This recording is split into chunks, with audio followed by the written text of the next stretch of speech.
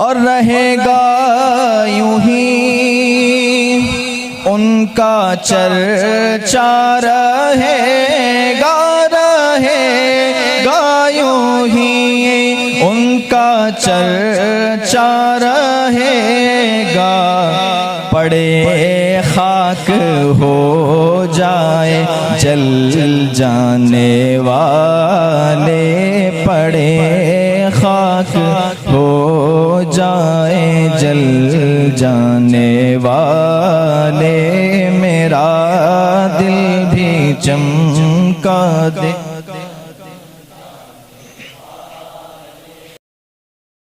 رحمت اللہ وبرکاتہ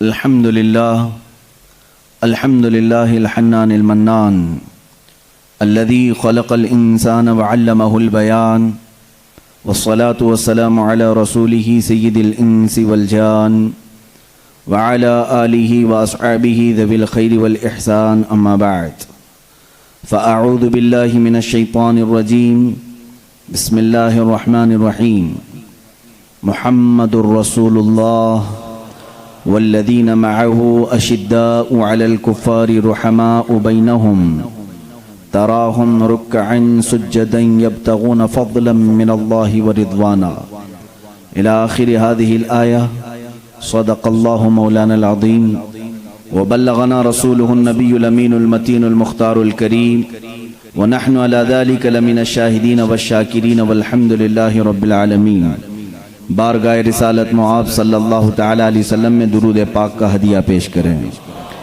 اللہم صلی علی سیدنا و مولانا محمد معدن الجود والکرم وآلہ واصحابہ الکرام وابنہ الکریم وبارک وسلم صلاة دائمتا سرمدا ابدا اسلام تیری نبض نہ ڈوبے گی حشر تک تیری رگوں میں رواں خون ہے چار یار کا عزیزان گرام وقار آج کی اس محفل پاک میں ہم خراج عقیدت پیش کرتے ہیں ان نفوس قدسیہ کی بارگاہ میں جو میرے آقا صلی اللہ تعالی علیہ وسلم کے وصال فرمانے کے بعد آپ کے اس مشن کو لے کر آگے بڑھے وہ خلفائے راشدین ہیں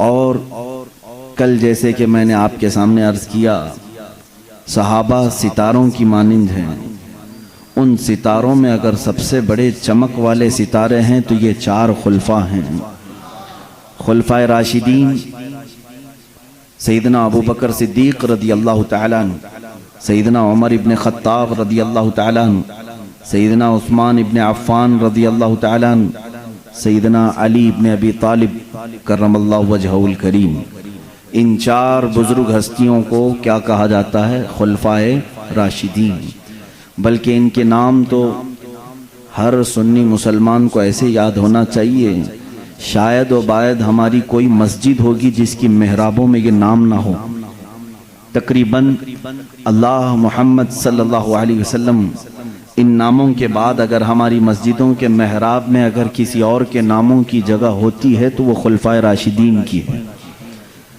اور اہل بیت اطہار حسنین کریمین سیدہ زہرا سلام اللہ علیہم اجمعین کی بابرکت اسامی کو ہم اپنی مساجد میں بھی لکھتے ہیں تحریر کرتے ہیں عزیزان گرامی اللہ کے حبیب صلی اللہ تعالی علیہ وسلم کی وفات اسلام کے لیے ایک بہت بڑا صدمہ ہے بہت بڑا صدمہ ہے رسول کریم صلی اللہ تعالی علیہ وسلم سے ٹوٹ کر محبت کرنے والے جانثار صحابہ جو ایک لمحے کے لیے بھی اوجھل ہونا پسند نہیں کرتے تھے ان صحابہ پر کیا بیتی ہوگی جب میرے آقا صلی اللہ تعالی علیہ وسلم اس دنیا سے پردہ فرما رہے ہوں گے عزیزان گرامی اس منظر کو اگر ہم بیان کے الفاظ میں لائیں تو واقعی آج بھی ہماری آنکھیں نم ہو جاتی ہیں وہ صحابہ جو حضور اکرم صلی اللہ تعالی علیہ وسلم کو تلاش کرنے کے لیے صرف آپ کی خوشبو کو سونگھ کر کے گلیاں ڈھونڈتے تھے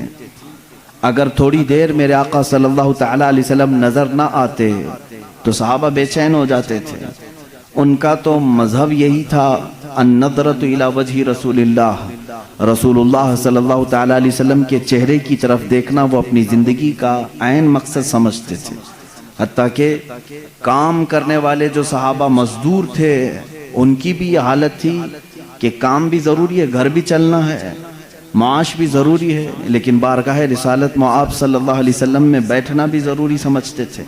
تو وہ باری متعین کر لیتے تھے دو صحابہ کہ آج میرے حصے کا جتنا بھی کام ہے وہ تو کر لینا، میں حضور کی بارگاہ میں پورا دن بیٹھوں گا، کل تم بیٹھنا اور تیرے حصے کا پورا کام میں کر لوں گا۔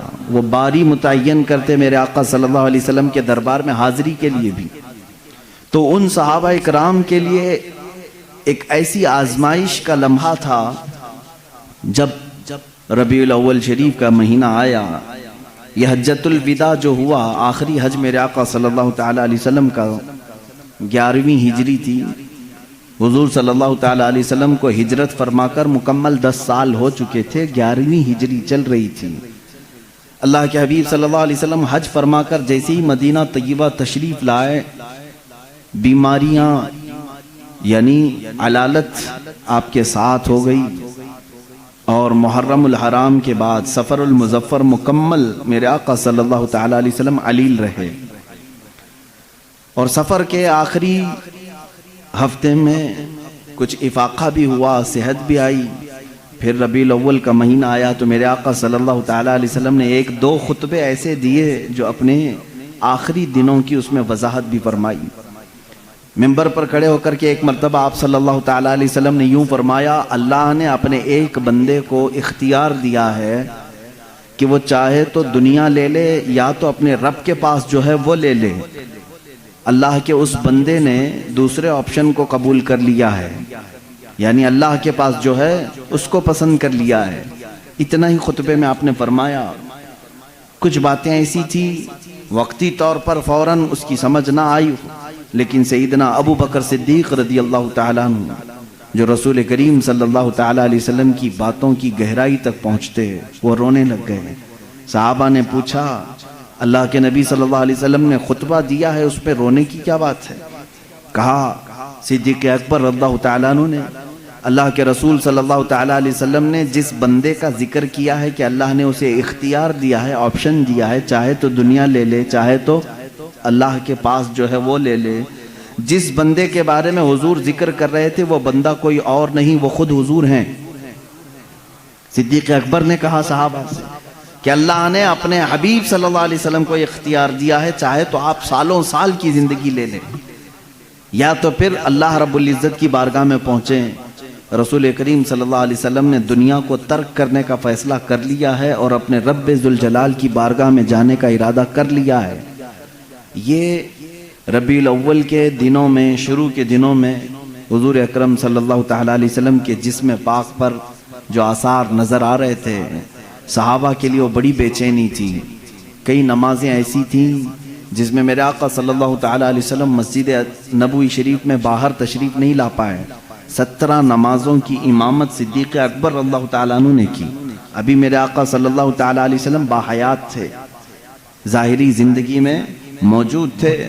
17 نمازیں ایسی ہوئی کہ جس کو صدیق اکبر رضی اللہ تعالیٰ عنہ نے پڑھائی، اور آخری وہ دن تھا، روایات میں 12 ربیع الاول کا ذکر ہے اور بعض میں 13 ربیع الاول کا ہے۔ حضور اکرم صلی اللہ تعالیٰ علیہ وسلم کی ولادت کا بھی وہی دن ہے، وفات کا بھی وہی دن ہے، تاریخ میں لکھا گیا ہے۔ وہ آخری دن تھا جس میں رسول کریم صلی اللہ تعالیٰ علیہ وسلم نے فجر کی نماز پڑھائی صدیق اکبر رضی اللہ تعالیٰ عنہ کے ساتھ، یہاں تک کہ ایک نماز ایسی بھی کہ صحابہ انتظار میں رہتے تھے کہ حجرہ کھلے گا، میرے آقا تشریف لائیں گے۔ رسول کریم صلی اللہ تعالیٰ علیہ وسلم اس ایک نماز میں اس طرح سے تشریف لائے کہ نماز قائم ہو چکی تھی۔ حضرت ابوبکر صدیق رضی اللہ تعالیٰ عنہ مصلی پر آگے بڑھ چکے تھے، اقامت بولی جا چکی تھی، دروازہ کھلا، حضور اکرم صلی اللہ تعالیٰ علیہ وسلم کا چہرہ جمال جہاں آرا جیسے ہی صحابہ نے دیکھا، سب نماز میں قبلے کی بجائے حضور کی طرف متوجہ ہو گئے۔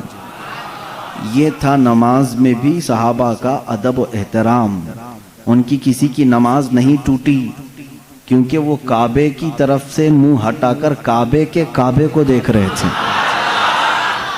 حضور اکرم صلی اللہ تعالیٰ علیہ وسلم باہر تشریف لائے تو اس حال میں کہ روایات میں موجود ہے 2 صحابہ کے کندھوں پر آپ نے ہاتھ رکھا اور آپ صلی اللہ تعالیٰ علیہ وسلم کے پیر زمین پر نہیں لگ رہے تھے. رسول کریم صلی اللہ تعالیٰ علیہ وسلم کی انگلیاں زمین پر لگتی آئیں.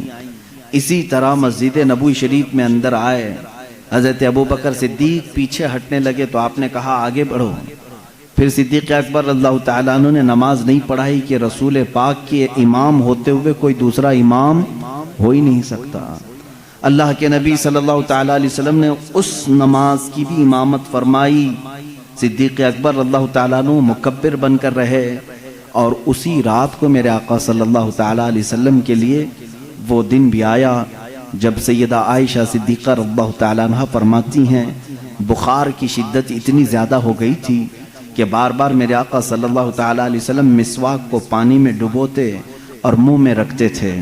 کبھی پانی کے چھینٹے حضور اکرم صلی اللہ تعالیٰ علیہ وسلم اپنے چہرے اقدس پر لگاتے.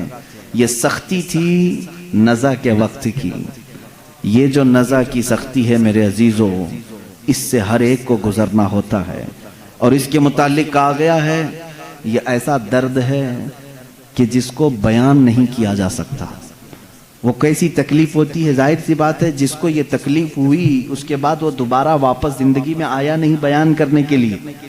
جس کو بھی نزع کی حالت آئی پھر اس کے بعد وہ موت کی منزلیں طے کرتا ہے. اور ایک روایت یہ ملتی ہے نزع کا وقت ایسا ہوتا ہے اگر محسوس کرنا چاہو تو اتنا سمجھ لو، نزع کے عالم میں اگر اس بندے کے جسم پر ایک مکھی بیٹھ جائے تو اسے ایسا لگتا ہے کہ پہاڑ بیٹھا ہے. وہ مکھی کا وزن بھی برداشت نہیں کر پاتا. اور اگر ایک قطرہ پانی اس کے حلق میں اتارا جائے تو اسے ایسا لگتا ہے ایک ندی میں نے پی لیا. اس کے لیے ایک قطرہ پانی ایک ندی پانی کے برابر لگنے لگتا ہے. شدت کی پیاس، حلق میں کانٹے چبھ رہے ہوتے ہیں اور روح نکلنے کا جو درد ہوتا ہے، یہ عام لوگوں کی بات میں کر رہا ہوں. ایک ایک ناخن سے ایک ایک جوڑ سے جب روح کھینچی جا رہی ہوتی ہے اور اخیر تک کھینچی جاتی ہے، ناک تک روح کو لایا جاتا ہے. اس کے بعد ملک الموت اس روح کو قبض کر کے لے جاتے ہیں. میرے عزیزو، ایک مجھے بات یہاں پر یہ یاد آتی ہے. ماں عائشہ صدیقہ رضی اللہ تعالیٰ عنہ فرماتی ہیں اچانک دروازے پر دستک ہوئی اور ملک الموت آئے تھے.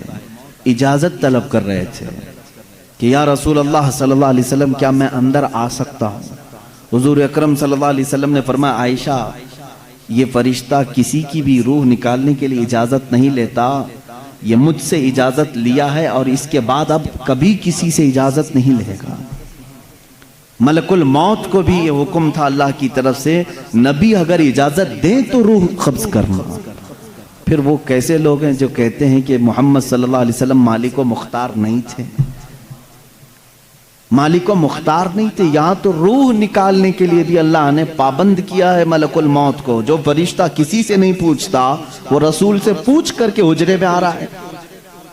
اور اس وقت جو مکالمہ ہوا، بعض بزرگوں نے فرمایا ہے کہ رسول کریم صلی اللہ تعالیٰ علیہ وسلم نے اس وقت کیا بیان فرمایا جانتے ہیں آپ؟ اے مسلمانوں، ذرا اپنے ہوش و حواس کو سنبھالو اور میری اس بات کو توجہ سے سننا. اگر اپنے نبی سے محبت کرتے ہو، میرے آقا صلی اللہ تعالیٰ علیہ وسلم سے تم گہری الفت رکھتے ہو تو اس جملے کو سنو. ہماری اور آپ کی بھی موت آئے گی اور ہم اپنے سامنے مرنے والے بہت سارے لوگوں کو دیکھتے بھی ہیں، لیکن جب دنیا سے کسی کی موت کا وقت قریب آتا ہے تو ہم نے دیکھا وہ اپنے آپ کو نہیں پہچان پاتا. اسے خود اپنا نام یاد نہیں رہتا. ماں باپ بھائی بہن رشتہ دار بھی اگر قریب ہوں تو پہچان نہیں پاتا کون ہے. نزع کی شدت ایسی ہوتی ہے، اپنوں کو بندہ نہیں پہچان پاتا نزع کے وقت. مگر قربان جاؤ اس تاجدار دو عالم صلی اللہ علیہ وسلم کی ذات پر.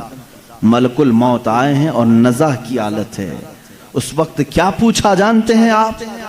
رسول کرام وقار صلی اللہ تعالی علیہ وسلم نے ان سے یہ کہا اے اسرائیل، یہ جو نزع کا درد ہے کیا یہ درد میری امت کو بھی دیا جائے گا؟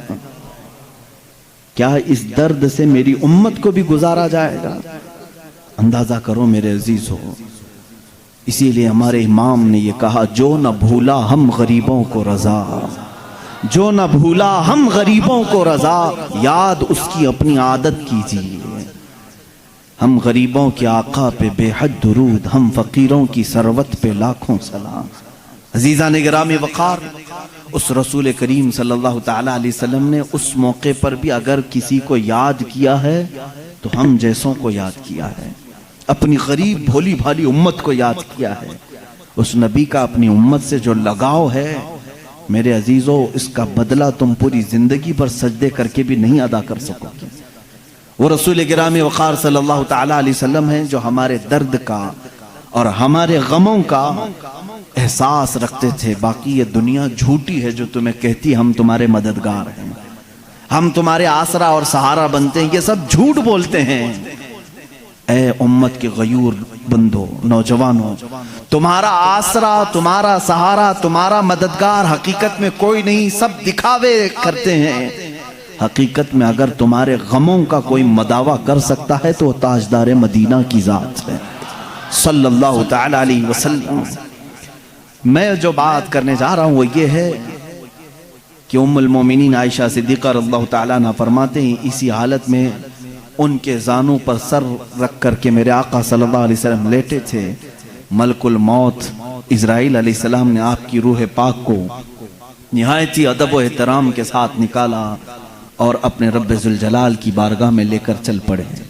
اللہ کے حبیب صلی اللہ تعالی علیہ وسلم پاکیزگی کی حالت میں تھے، رات کا وقت تھا اگرچہ، لیکن چہرہ اسی طرح چاند کی طرح روشن تھا۔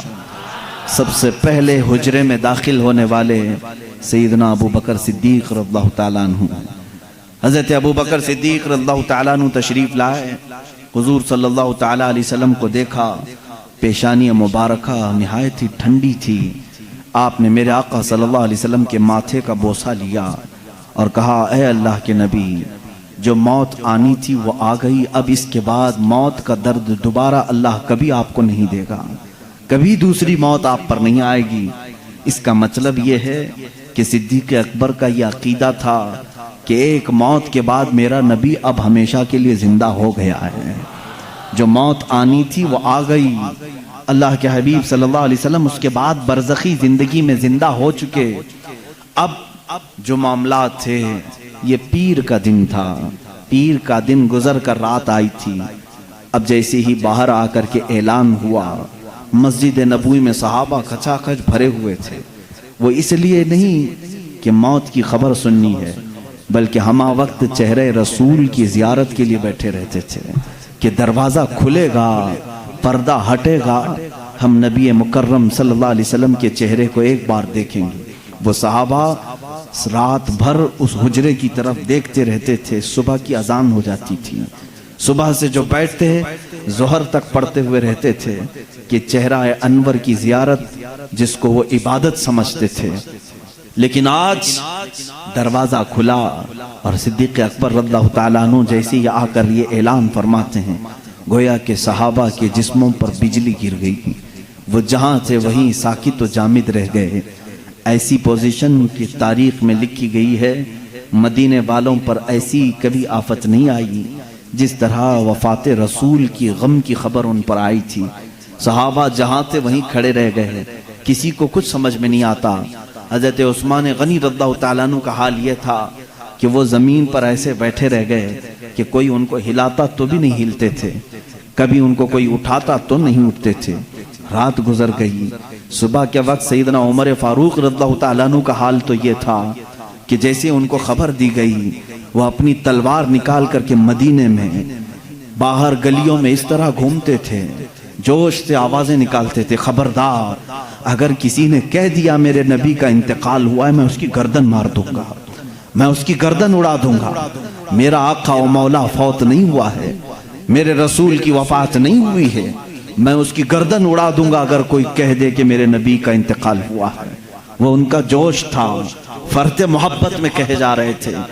لیکن اس پوری سچویشن کو دوسرے روز اگر کسی نے سنبھالا دیا ہے تو صدیق اکبر کی ذات ہے۔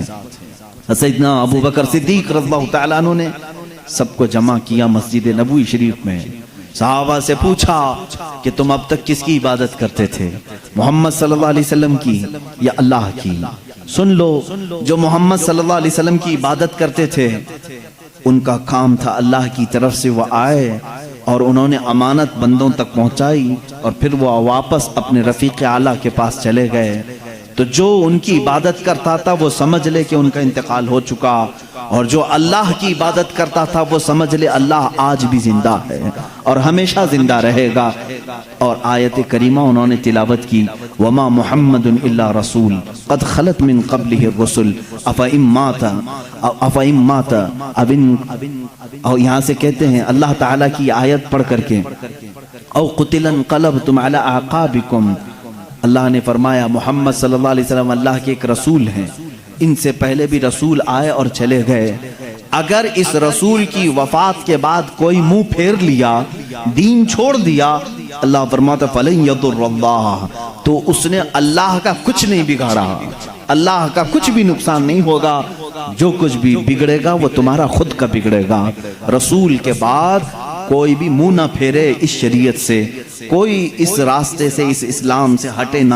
یہ صدیق اکبر رضی اللہ تعالیٰ عنہ کا خطبہ تھا، اسی خطبے سے آج تک اسلام زندہ ہے. میرے عزیزو، اسی لیے اسلام شخصیتوں سے نہیں چلتا ہے.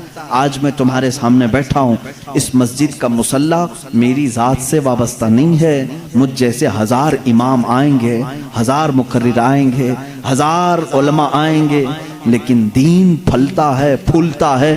رب تعالیٰ اس شجر کو صبح قیامت تک قائم و دائم رکھے گا. اس چراغ کو ہزاروں پھونکنے والے بھی آئیں گے، مگر اللہ اس چراغ کے نور کو صبح قیامت تک زندہ رکھے گا. اس لیے کہ اس اسلام کی پوری ذات کو اللہ رب العزت نے کسی ایک شخص سے نہیں رکھا، بلکہ اس کی حفاظت خود اللہ نے اپنے ذمہ کرم پر رکھی ہے. عزیزان گرامی، یہاں سے اب میرے آقا صلی اللہ تعالیٰ علیہ وسلم کی تدفین کا معاملہ آیا. بدھ کے دن اللہ کے حبیب صلی اللہ علیہ وسلم کی تدفین عمل میں آئی. اس میں بھی بڑے معاملات ہوئے. صحابہ کرام رضوان اللہ تعالیٰ علیہ مجمعین کے آپسی جو معاملات ہیں میں یہاں سے اب ذکر کرنا شروع کروں گا. آج ہوش و حواس سنبھال کر کے آپ غور سے ان باتوں کو سنیں کہ ہمارا سچا اور ستھرا عقیدہ کیا ہونا چاہیے.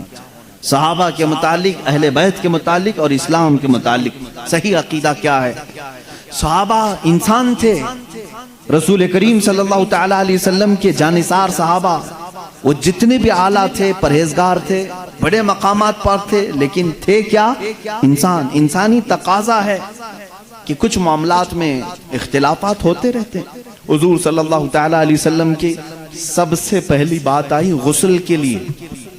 حضور اکرم صلی اللہ تعالیٰ علیہ وسلم کا غسل دیا جائے کہ نہیں دیا جائے. صحابہ ابھی اس بات میں ڈسکس کر رہے تھے. بعض نے کہا ہم نے آج تک میرے آقا صلی اللہ تعالیٰ علیہ وسلم کے لباس کو اترتے ہوئے نہیں دیکھا، ہم میں سے کون ہے جو آپ کا لباس اتارے گا. صحابہ اکرام رضوان اللہ تعالیٰ علیہ مجمعین نے، بعض نے کہا نہیں، ہر ایک کو غسل دینے کا حکم خود میرے آقا صلی اللہ علیہ وسلم نے فرمایا، ہم کیوں نہ دیں. اسی اثنا میں بیر غرس کا پانی لایا بھی گیا، اور روایات یہ بتاتی ہیں کہ تھوڑی دیر کے لیے صحابہ کو غشی طاری ہوئی. غشی کا مطلب سمجھتے ہیں کہ جیسے بے ہوشی آتی ہے یا جھانپ جس کو کہتے ہیں، نیند آنے سے پہلے جھٹکے لگتے ہیں. جو صحابہ حجرہ رسول میں تھے انہیں جھانپ لگی یا اونگ آئی، غشی طاری ہوئی تھوڑی دیر کے لیے، اور جیسے ہی ان کی آنکھیں کھلی انہوں نے دیکھا رسول کریم صلی اللہ تعالیٰ علیہ وسلم کو مکمل غسل دیا جا چکا تھا. یہ تاریخ میں کہیں نہیں ہے کہ کس نے غسل دیا ہے. اللہ کے حبیب صلی اللہ تعالیٰ علیہ وسلم غسل دے کر کے آرام فرما تھے. یہ منظر ہونے کے بعد صحابہ نے کہا آپس کا اختلاف ہی ختم ہو گیا، دفن کہاں کریں. دفن کے لیے صحابہ میں پھر باتیں آئی. بعض نے کہا ان کو اپنے آبائی وطن لے کر کے جاتے ہیں مکہ مکرمہ، اور وہ خانہ کعبہ ہے، وہاں پر میرے آقا صلی اللہ تعالیٰ علیہ وسلم کو دفن کیا جائے گا. تو بعض صحابہ نے کہا نہیں، حضور صلی اللہ علیہ وسلم کو بیت المقدس لے جاتے ہیں. بیت المقدس مسجد اقصیٰ، اس لیے کہ کثرت سے نبیوں کی قبریں وہیں پر ہیں. ایک روایت کے مطابق تقریباً 30,000 انبیاء اکرام بیت المقدس کے ارد گرد دفن ہیں. کہا انبیاء اکرام آپس میں بھائی ہیں، حضور صلی اللہ تعالیٰ علیہ وسلم کو ان کے بھائیوں کے ہاں دفن کرنے کے لیے ہم لے چلیں گے. 2 جماعتیں ہو گئی. تیسری جماعت صحابہ کی ایک یہ ہے جنہوں نے حدیث رسول ذکر کیا، وہ ان کے رائے تھی، ان کے مشورے تھے، لیکن ایک صحابی نے حضور صلی اللہ علیہ وسلم کی حدیث بیان کی، کہا میں نے میرے آقا صلی اللہ علیہ وسلم سے سنا ہے ہر نبی وہاں دفن ہوتا ہے جہاں اس کی روح قبض کی جاتی ہے۔ معاملہ ہی ختم ہو گیا، اختلاف ہی ختم ہو گیا۔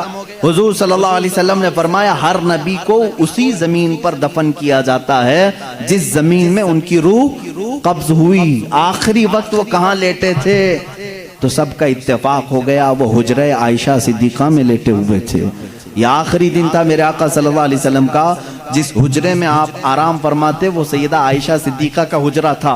حضور صلی اللہ علیہ وسلم نے اپنی ساری بیویوں کے لیے ایک ایک حجرہ بنایا تھا، ایک ایک کمرہ۔ آخر زمانے میں حضور صلی اللہ علیہ وسلم حضرت عائشہ کے حجرے میں لیٹا کرتے تھے۔ حضرت عائشہ صدیقہ رضی اللہ تعالیٰ عنہ سے آپ کو کافی انسیت تھی، محبت تھی، اور ساری ازواج مطہرات نے اپنی باری ان کے لیے قربان بھی کر دی تھی۔ حضرت عائشہ صدیقہ رضی اللہ تعالیٰ عنہ کے ہاں حضور صلی اللہ علیہ وسلم خوشی محسوس کرتے تھے۔ تو آخری وقت آپ کہاں لیٹے تھے؟ حجرہ عائشہ میں۔ تو یہاں آپ کی روح قبض ہوئی تو صحابہ نے یہ طے کیا کہ اسی حجرے میں آپ کا مدفن بھی ہوگا، تدفین یہی ہوگی۔ حضور صلی اللہ تعالیٰ علیہ وسلم کی قبر انور وہی بنائی گئی۔ اب یہاں پر تدفین کے بعد آپ کو معلوم ہے یہ حجرہ یوں ہی نہیں کہ اتفاق سے ایسی ہی جگہ کھود دی گئی اور دفن کیا گیا، بلکہ یہ تو ازل سے لکھا ہوا ہے، ازل سے لکھا ہوا ہے۔ علماء اور محدثین نے فرمایا جو ٹکڑا میرے آقا صلی اللہ علیہ وسلم کے جسم ناس سے لگا ہوا ہے زمین کا، جہاں میرے آقا صلی اللہ علیہ وسلم کی قبر اطہر بنی ہے، اس کے متعلق فرمایا گیا وہ زمین کا اتنا حصہ عرش اعظم سے بھی افضل ہے، عرش اعظم سے بھی افضل ہے۔ اعلیٰ حضرت رضی اللہ تعالیٰ عنہ نے اپنے ایک شعر میں یوں فرمایا ہے کہ خم ہو گئی پشت فلک اس تانے زمین سے، یعنی آسمان اپنی بلندی کے بار بار دعوے کرتے رہتا ہے، آسمان میں بلند ہوں، مجھ میں چاند ہے، مجھ میں ستارے ہیں، مجھ میں سورج ہے۔ تو وہ زمین کو تانے دیتے رہتا تھا، آسمان بار بار تانے دیتا تھا، تو نیچے ہے میں اوپر ہوں، تو نیچے ہے میں اوپر ہوں۔ اعلیٰ حضرت رضی اللہ تعالیٰ عنہ نے اس کو ایک شعر میں لکھ دیا ہے، خم ہو گئی پشت فلک اس تانے زمین سے۔ آسمان کی پشت مطلب پیٹ ٹیڑھی ہو گئی، ایک ہی بار زمین نے تانا دے دیا۔ خم ہو گئی پشت فلک اس تانے زمین سے، سن ہمارا ہم پر وہ سرور اعلیٰ ہے، یہ رتبہ ہے ہمارا۔ یعنی تیرے پاس چاند سورج سارے ستارے ہوں گے، لیکن میرے پاس جو دولت ہے وہ کسی کے پاس نہیں، وہ رسول کریم صلی اللہ علیہ وسلم کی ذات اقدس ہے۔ میرے عزیزوں میں یہاں تک کہ معاملہ کیوں عرض کر رہا ہوں، مجھے لمبی تاریخ عرض کرنی ہے۔ حضور صلی اللہ علیہ وسلم کی وفات کے بعد اب جو معاملات آئے وہ یہی کہ آپ صلی اللہ تعالیٰ علیہ وسلم کی اس تخت کو، اس مصلح کو اب کون سنبھالے گا؟ مصلح سے مراد صرف مسجد میں نماز پڑھانا نہیں ہے، بلکہ پوری امت کی امامت کرنی ہے، ان کی دیکھ بھال بھی کرنی ہے، ان کے بچوں کو بھی، ان کی عورتوں کو بھی، رعایا کو بھی، وزیر و سپاہیوں کو بھی، جنگوں کے معاملات بھی، تجارت کے معاملات بھی، غرضے کے ہر معاملے میں امامت کرنی ہے۔ تو ظاہر سی بات ہے کون ہے جو اس رسول کریم صلی اللہ تعالیٰ علیہ وسلم کے سجادے کو سنبھالے گا؟ اب اسی اسنا میں میٹنگیں ہوئی صحابہ اکرام رضوان اللہ تعالیٰ علیہ مجمعین کی۔ میں بہت ڈیپ میں آپ کو نہیں لے جانا چاہتا، اس لیے کہ مسلمان کو اتنے ڈیپ میں جانے کی ضرورت ہی نہیں، کیونکہ شیطان ورغلاتا ہے۔ کیا کیا ہوا تھا یہ باتیں شیعہ بہت بیان کرتے ہیں۔ بنی ساعدہ مدینے میں ایک کٹا تھا جہاں پر ایک میٹنگ جمع ہوئی، جس میں سب سے پہلے میٹنگ جمانے والے حضرت عمر فاروق تھے رضی اللہ تعالیٰ عنہ۔ سیدنا عمر فاروق رضی اللہ تعالیٰ عنہ نے صحابہ کو جمع کر لیا۔ اب انصار اور مہاجرین دو صحابہ کی جماعتیں ہیں نا، جو مدینے والے تھے وہ انصار ہیں، جو ہجرت کر کے آئے تھے وہ مہاجرین ہیں۔ تو مہاجرین صحابہ اس میں سے سب جمع ہوئے، اکثر جو ہجرت کر کے آئے تھے، اور ادھر انصار صحابہ کی الگ میٹنگ ہو رہی تھی۔ حضرت سعد ابن ابی عبادہ رضی اللہ تعالیٰ عنہ، اور اس میں حضرت سعد جو ہے وہ لیڈنگ کر رہے تھے۔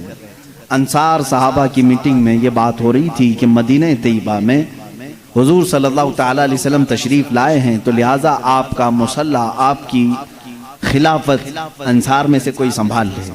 لیکن میرے عزیزوں، ان انصار کی محبت پہ بھی قربان جائیں۔ جگہ ان کی ہے، مدینہ ان کا ہے، مسجد نبوی ان کی زمین پر بنی ہے، سارے مہاجرین کو انہوں نے ہی پناہ دی ہے۔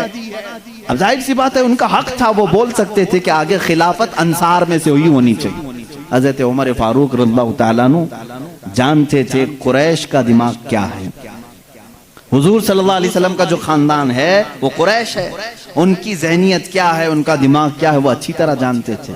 سب انصار صحابہ کو انہوں نے جمع کیا اور کہا آپ کی فضیلت کے ہم قائل ہیں، لیکن ایک بات یاد رکھ لیں، اگر خلافت رسول اللہ صلی اللہ علیہ وسلم کے خاندان کو چھوڑ کر دوسرے خاندان میں چلی جائے تو پھر معاملات درہم برہم ہو سکتے ہیں، اور حضور صلی اللہ علیہ وسلم کے جو اہل بیت ہیں، جو خاندان والے ہیں، کہیں ان کی ناراضگی کا بھی سبب نہ بنے۔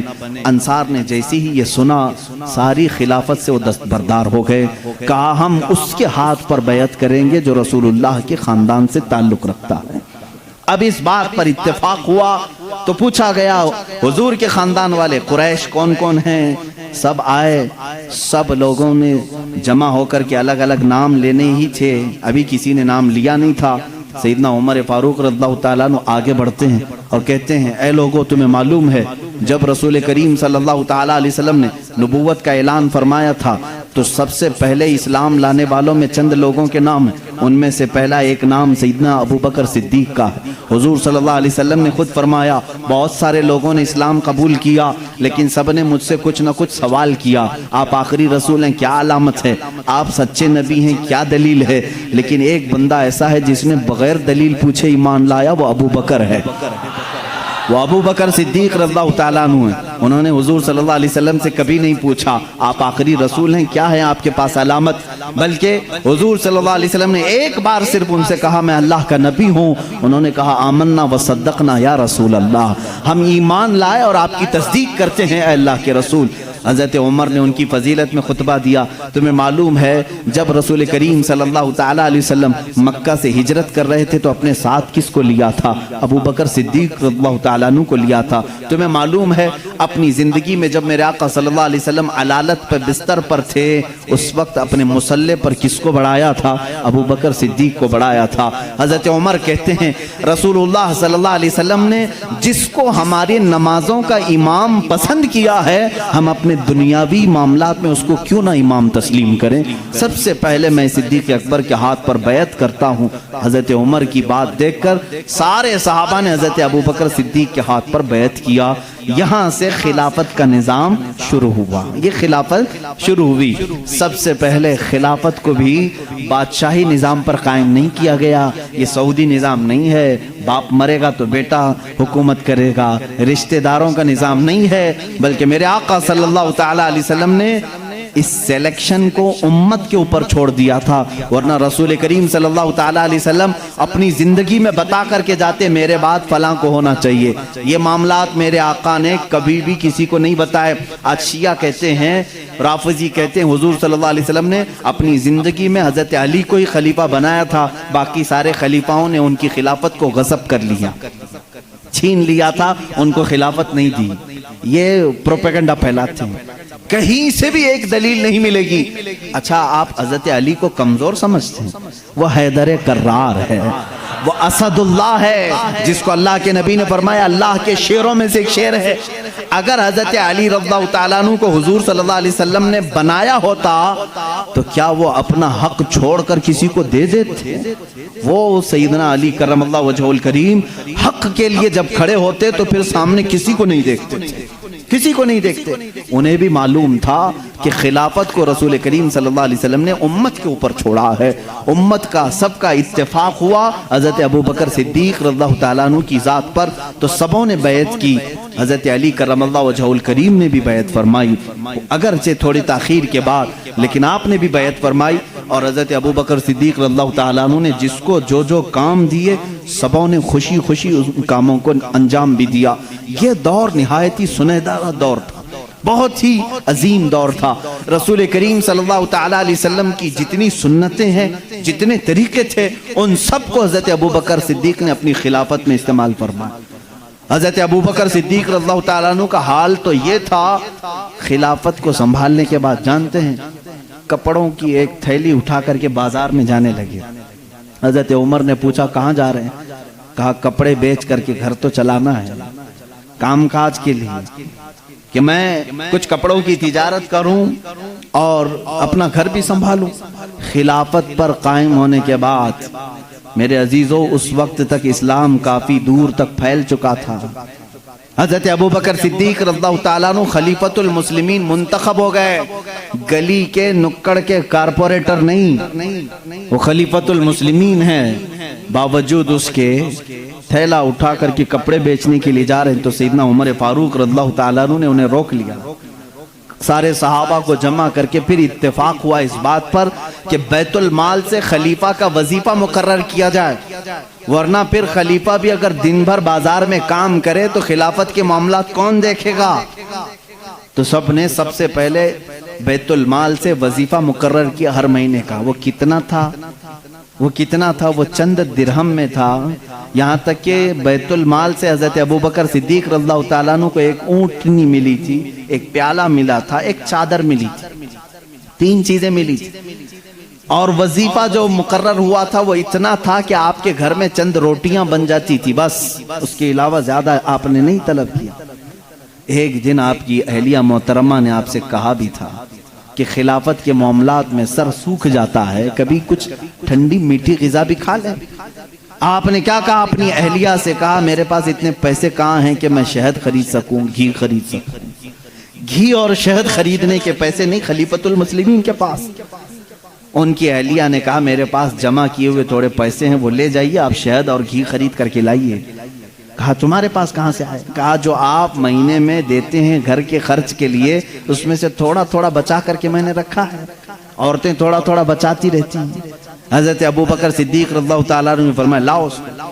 وہ لا کر کے دی، ایک پوری کافی اس میں درہم جمع ہوئے تھے، ہر مہینے شاید تھوڑا تھوڑا تھوڑا وہ جماتی ہوں۔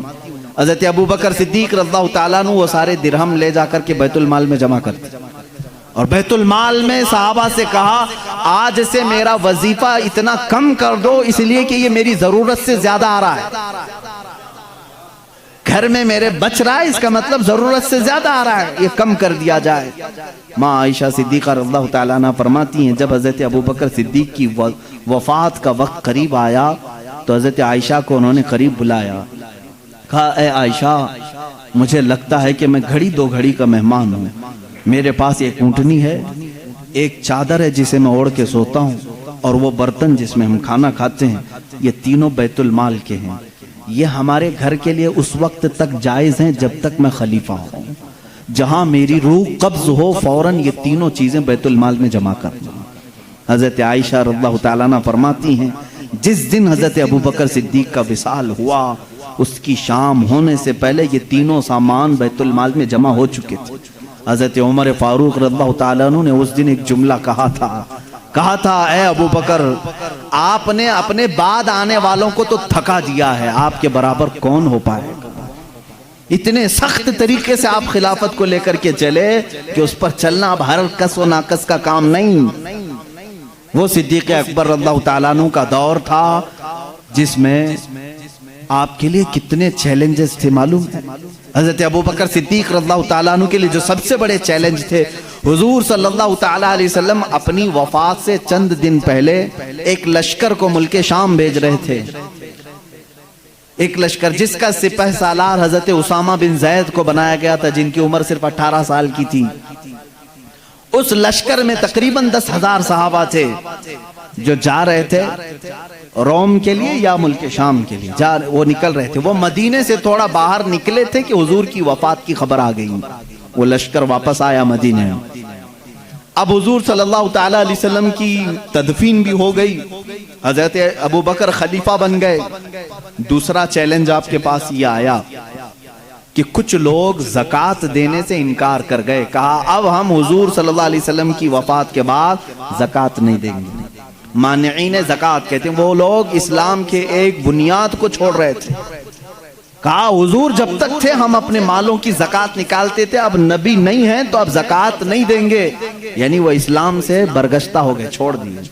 کچھ کافر ہو گئے، ان کا ایک فتنہ بھی اٹھ گیا تھا، مدینے کے آس پاس کے کچھ لوگ۔ ایک چیلنج یہ تھا تیسرا ایک چیلنج تھا مسیلمہ کذاب، جو حضور صلی اللہ علیہ وسلم کی وفات کے بعد ہی فوراً اپنے نبی ہونے کا دعویٰ کر دیا۔ اس نے کہا میں نبی ہوں محمد صلی اللہ علیہ وسلم، اور اس نے ایک اچھی خاصی فوج بھی جمع کر لی، پیسہ تھا اس کے پاس، مال تھا۔ اب دیکھیں تین معاملات۔ ایسے وقت میں ایک طرف زکوٰۃ کے انکار کرنے والوں کا فتنہ بھی ہے، ان سے بھی مقابلہ کرنا ہے حضرت ابوبکر صدیق کو۔ اگر یہ چھوڑ دیا جائے تو یہ سوراخ بعد میں جو ہے نہر بن جائے گی۔ ایک طرف مسیلمہ کذاب جو جھوٹے نبی ہونے کا دعویٰ کر رہا ہے، اس سے بھی مقابلہ کرنا ہے۔ اور صحابہ اکرام، ظاہر سی بات ہے دونوں اگر جنگ چھڑتی ہے تو دونوں جگہ فوج کی ضرورت ہے۔ اس اثنا میں حضرت ابوبکر صدیق رضی اللہ تعالیٰ عنہ اسامہ بن زید کو کہتے ہیں جس لشکر میں حضور صلی اللہ علیہ وسلم نے تمہیں روم یا شام بھیجا تھا اس لشکر کو لے کر جاؤ، اس لشکر کو لے کر جاؤ، اس میں 10,000 صحابہ جا رہے ہیں۔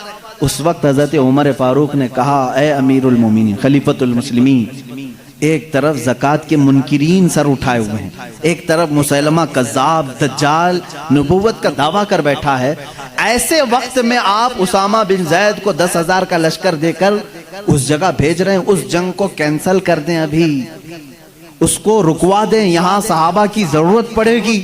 حضرت ابوبکر کی بات دیکھیں، کہتے ہیں اے عمر تمہاری بات صحیح ہے، لیکن میں اس لشکر کو نہیں لوٹا سکتا جس کو رسول اللہ نے روانہ کیا تھا۔ حضور اکرم صلی اللہ علیہ وسلم اپنی زندگی کے آخری لمحات میں جو لشکر بھیجے تھے وہ اسامہ بن زید کا لشکر تھا۔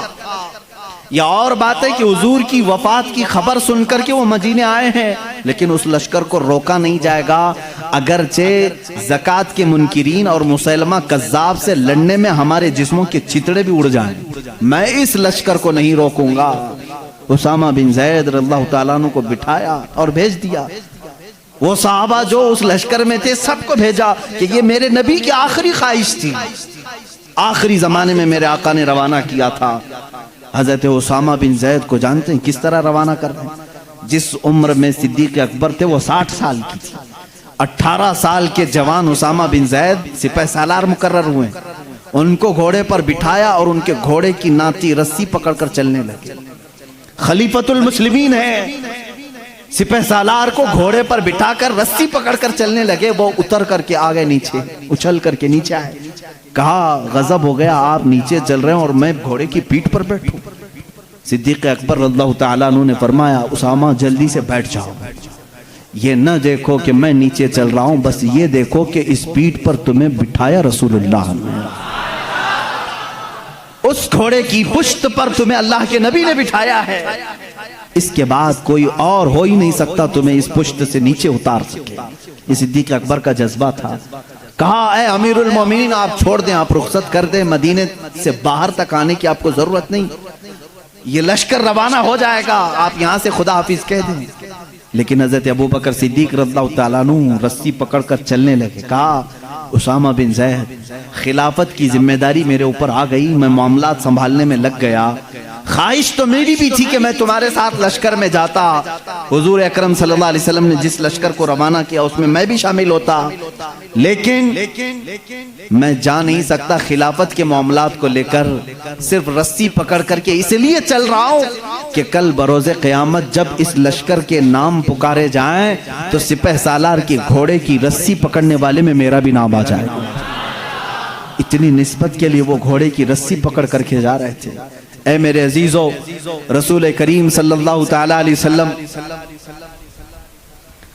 اللہ کے حبیب صلی اللہ تعالیٰ علیہ وسلم سے جانثاری کا جو جذبہ تھا وہ صدیق اکبر رضی اللہ تعالیٰ عنہ کے جسم اقدس میں بدرز آتم موجود تھا۔